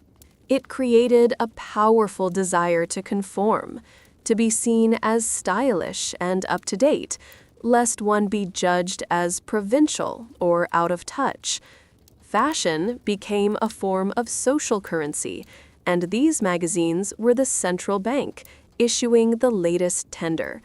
The relentless pursuit of the next must-have absurdity was fueled by this media, driving women into increasingly restrictive, elaborate, and often dangerous garments. It wasn't just about looking good, it was about belonging, about achieving a certain social standing, about performing femininity according to a very strict, media-driven script. You, my friend, might roll your eyes at influencer culture, but the Victorians practically invented it, just with more whalebone and less sponsored content. Probably. Victorian fashion was not just a domestic affair.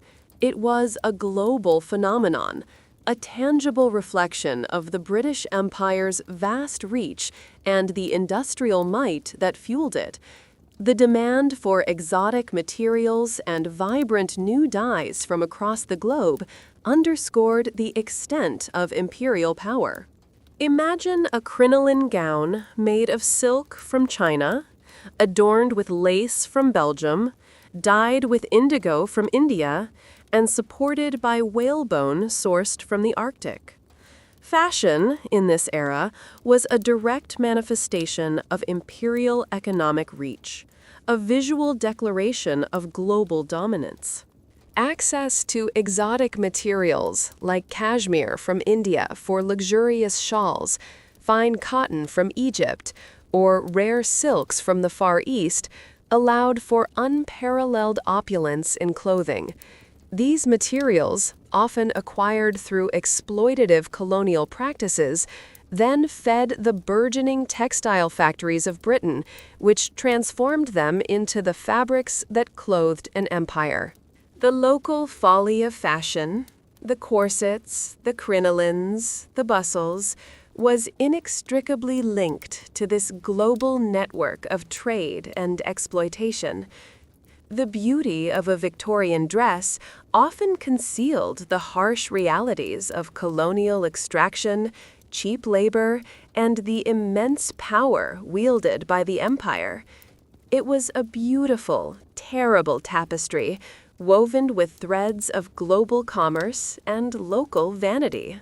You, my friend, might talk about ethical sourcing today, but in the Victorian era, the phrase ethically sourced would have been met with a blank stare, perhaps followed by a polite request for more whalebone. Beyond the global sourcing of materials, the very creation of Victorian elegance was driven by the roaring engines of the Industrial Revolution. Factories, workshops, and countless nimble fingers, often very young fingers, transformed raw materials into finished garments on an unprecedented scale. This was the industrial engine of elegance, a powerful force that made fashionable clothing accessible to a wider swath of society, but often at a profound human cost. The dark underbelly of fashion production was stark. Child labor was rampant, with young girls and boys working long hours in dangerous conditions, often in poorly lit and poorly ventilated workshops, stitching, sewing, and embellishing the garments for their wealthier counterparts. Seamstresses, milliners, and tailors worked punishingly long hours for meager wages, their health often suffering from the repetitive strain, poor lighting, and exposure to various chemicals. The beauty of the clothing, the exquisite detailing, the opulent fabrics, all of it often obscured the suffering of its makers, the unseen hands that toiled in harsh conditions to bring these garments to life. The beauty of the clothing, the exquisite detailing, the opulent fabrics, all of it often obscured the suffering of its makers, the unseen hands that toiled in harsh conditions to bring these garments to life. It was a stark contrast between the glamorous facade of Victorian fashion and the brutal reality of its creation. The Industrial Revolution, while making fashion more accessible, also codified a system of exploitation that would echo for centuries. So when you admire a particularly exquisite Victorian dress in a museum, remember the unseen labor, the small, tired hands, and the human cost woven into its very fabric. You, my friend, would have been appalled. But then again, you probably wouldn't have been buying ready-to-wear anyway. You'd have your personal seamstress, who was probably just as exploited. The cycle continues. As the Victorian era approached its end, faint glimmers of modernity began to appear, slowly, almost imperceptibly, challenging the rigid conventions of fashion. One of the most powerful catalysts for change was the bicycle. This liberating invention, gaining immense popularity in the late 19th century, directly challenged restrictive fashion and became, in many ways, a battleground for women's rights and sartorial freedom. Imagine trying to ride a bicycle while encased in a tight corset, a massive bustle, and a sweeping skirt. It was not only impractical, but dangerous. The bicycle offered women an unprecedented degree of independence and mobility, allowing them to travel further and faster than ever before. But to fully embrace this freedom, their clothing had to change. This led to the scandal and eventual reluctant acceptance of cycling outfits for women, which often included bifurcated garments, skirts that looked like trousers from a distance, or rational knickerbockers. These outfits allowed for greater freedom of movement and reduced the risk of entanglement in the bicycle's chain or wheels. The sight of a woman in rational dress on a bicycle was met with initial outrage and ridicule, but the undeniable practicality and liberating appeal of the bicycle slowly chipped away at the old conventions.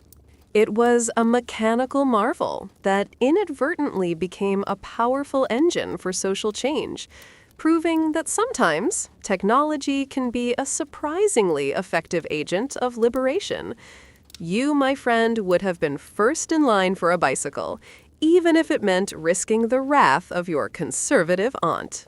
Beyond the specific catalyst of the bicycle, the late Victorian period saw the quiet, gradual stirrings of sensibility, a slow push for comfort and greater freedom in women's clothing.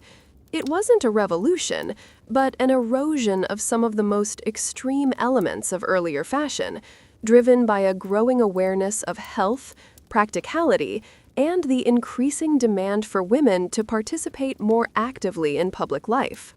The massive crinolines had vanished, the most extreme bustles were receding, and even the gargantuan Lego mutton sleeves would eventually deflate.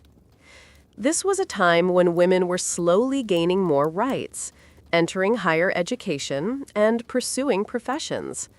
Their clothing needed to reflect these changing roles, to accommodate a more active, engaged lifestyle. The very concept of rational dress, while initially ridiculed, had planted seeds of doubt about the inherent wisdom of elegant discomfort.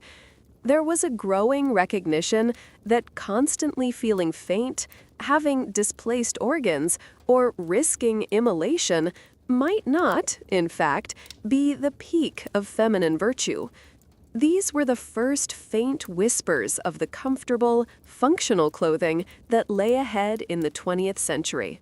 While still a long way from true sartorial liberation, these changes represented a significant shift, a quiet acknowledgement that perhaps the human body was not, after all, meant to be a permanent architectural project. You, my friend, would have been breathing a little easier, but still secretly longing for sweatpants. The full freedom was still decades away. So, here we are, at the end of our incredibly exhaustive, slightly unhinged journey through Victorian fashion. We've witnessed the full, grand, ridiculous narrative, from the subtle tightening of the early years to the explosive domes of crinolines, the architectural shelves of bustles, and the dizzying heights of feathered hats.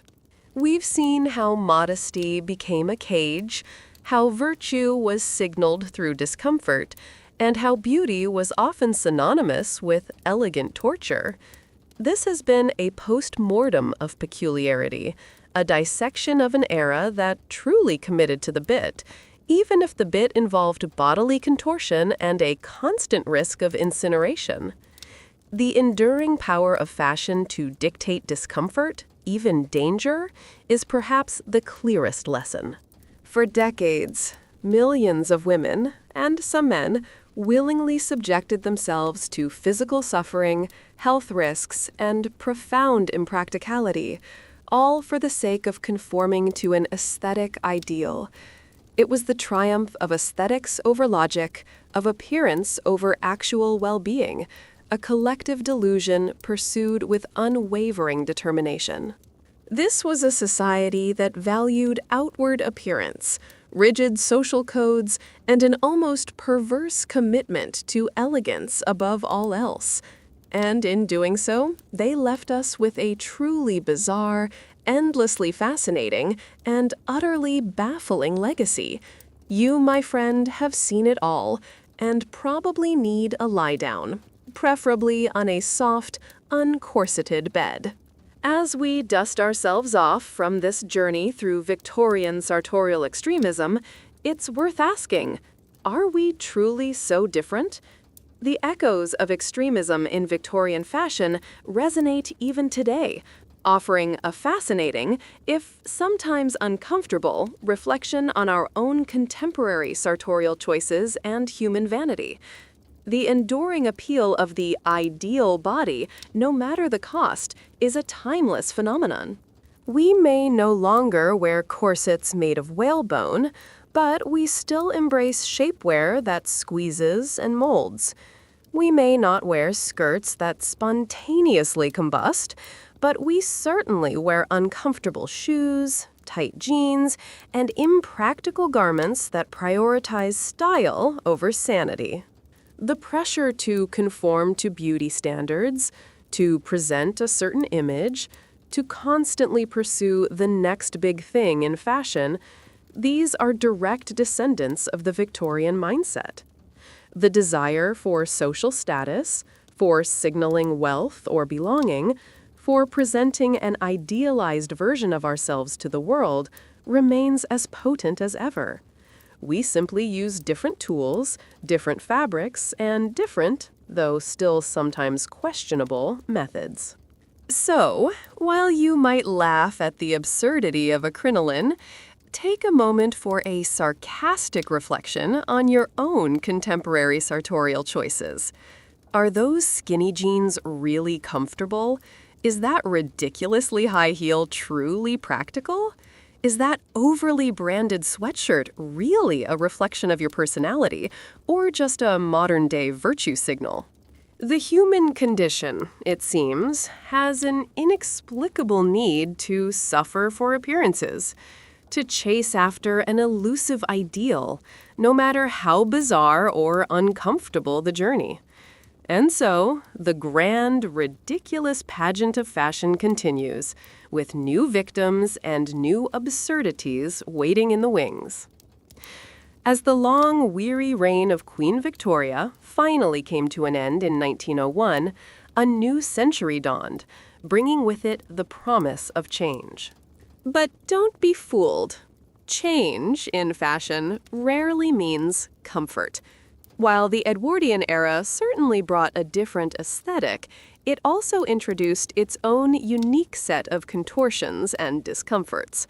The crinoline was long gone, the bustle had softened into a more gentle flowing line, but the corset, oh, the corset, remained. It simply reinvented itself. This was the era of the S-bend corset, or the health corset, designed to push the bust forward and the hips back, creating a distinctive pigeon-breasted S-shaped silhouette. It was supposed to be more natural and healthy than its Victorian predecessors, but it still placed immense strain on the back and internal organs. The Gibson girl, the iconic image of the era, embodied this new ideal: tall, elegant, with a full bosom, tiny waist, and sweeping skirt, but still very much encased.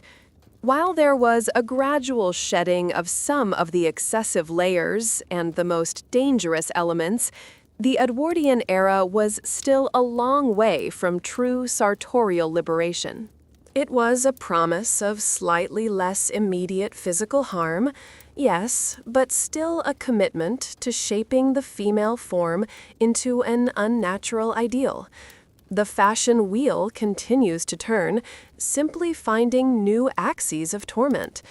You, my friend, would have traded one form of elegant torture for another, arguably more subtly damaging one. Progress, I suppose? And so we reach the end of an era.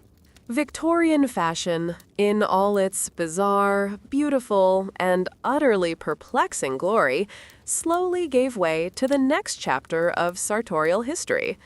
But it was not the end of absurdity. Oh no, my friends. Fashion's eternal cycle of strange is a testament to the unending human capacity for vanity and self-inflicted discomfort. Each era finds its own unique way to be bizarre, to chase an ideal, to sacrifice practicality for appearance.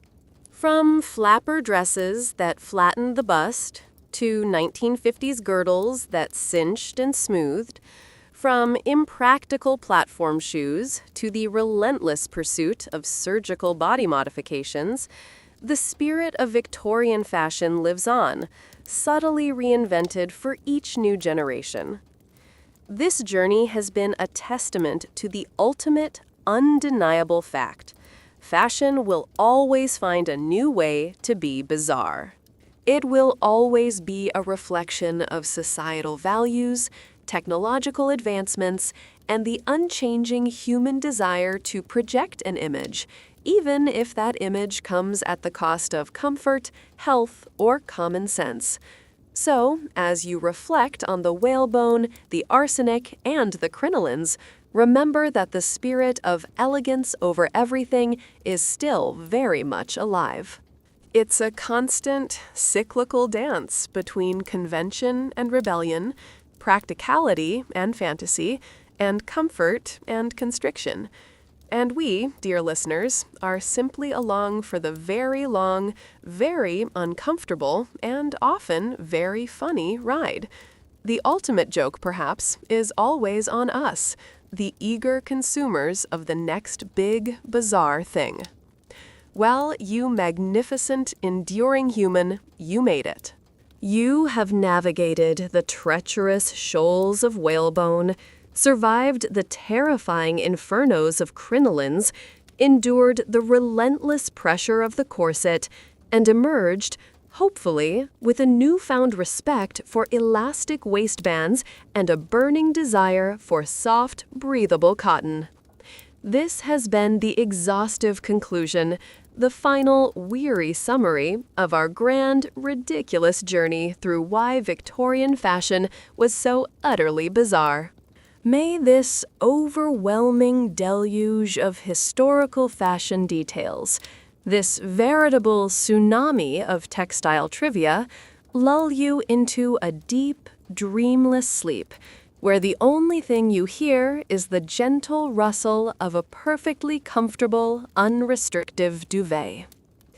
The key takeaway, if you haven't gathered it already, is the enduring power of fashion to dictate discomfort, even danger, all in the name of an elusive aesthetic. It was a time when looking correct superseded all considerations of health, mobility, or even basic common sense. The triumph of appearance over actual well-being was absolute. And so, my hope, my fervent wish, is that you never again take your sweatpants, your t-shirt, or your ability to take a deep, unfettered breath for granted. Cherish your freedom of movement, revel in your stretchy fabrics, and offer a silent, grateful nod to the poor, tightly laced souls of the Victorian era who paved the way for your blissful, uncorseted existence. You've earned the right to be comfortable. Go forth and be squishy. And finally, a most sincere and perhaps slightly sarcastic thank you for your endurance. You have survived the full, unadulterated, and perhaps slightly torturous truth of Victorian fashion. You have walked, or rather hobbled and squeezed, with us through decades of elegant suffering, and for that, you deserve a medal, or at least a very soft blanket. You've proven yourself a true connoisseur of historical discomfort, a champion of the absurd, and a person of astonishing stamina. Now, please, for the love of all that is comfortable and breathable, go to bed. Or, at the very least, stand up and stretch your lungs to their full, uncorseted capacity. If you've managed to stay awake through this entire glorious exposé, consider yourself an honorary Victorian with an iron will and, hopefully, undisplaced organs. If you enjoyed this deep dive into the wonderfully weird, perhaps even give us a like or a subscribe. Or don't. History, and frankly, my sarcastic narrator persona, doesn't really care. We just provide the information. You choose whether to suffer elegantly for it. Farewell, you fashionable fool. Sleep well.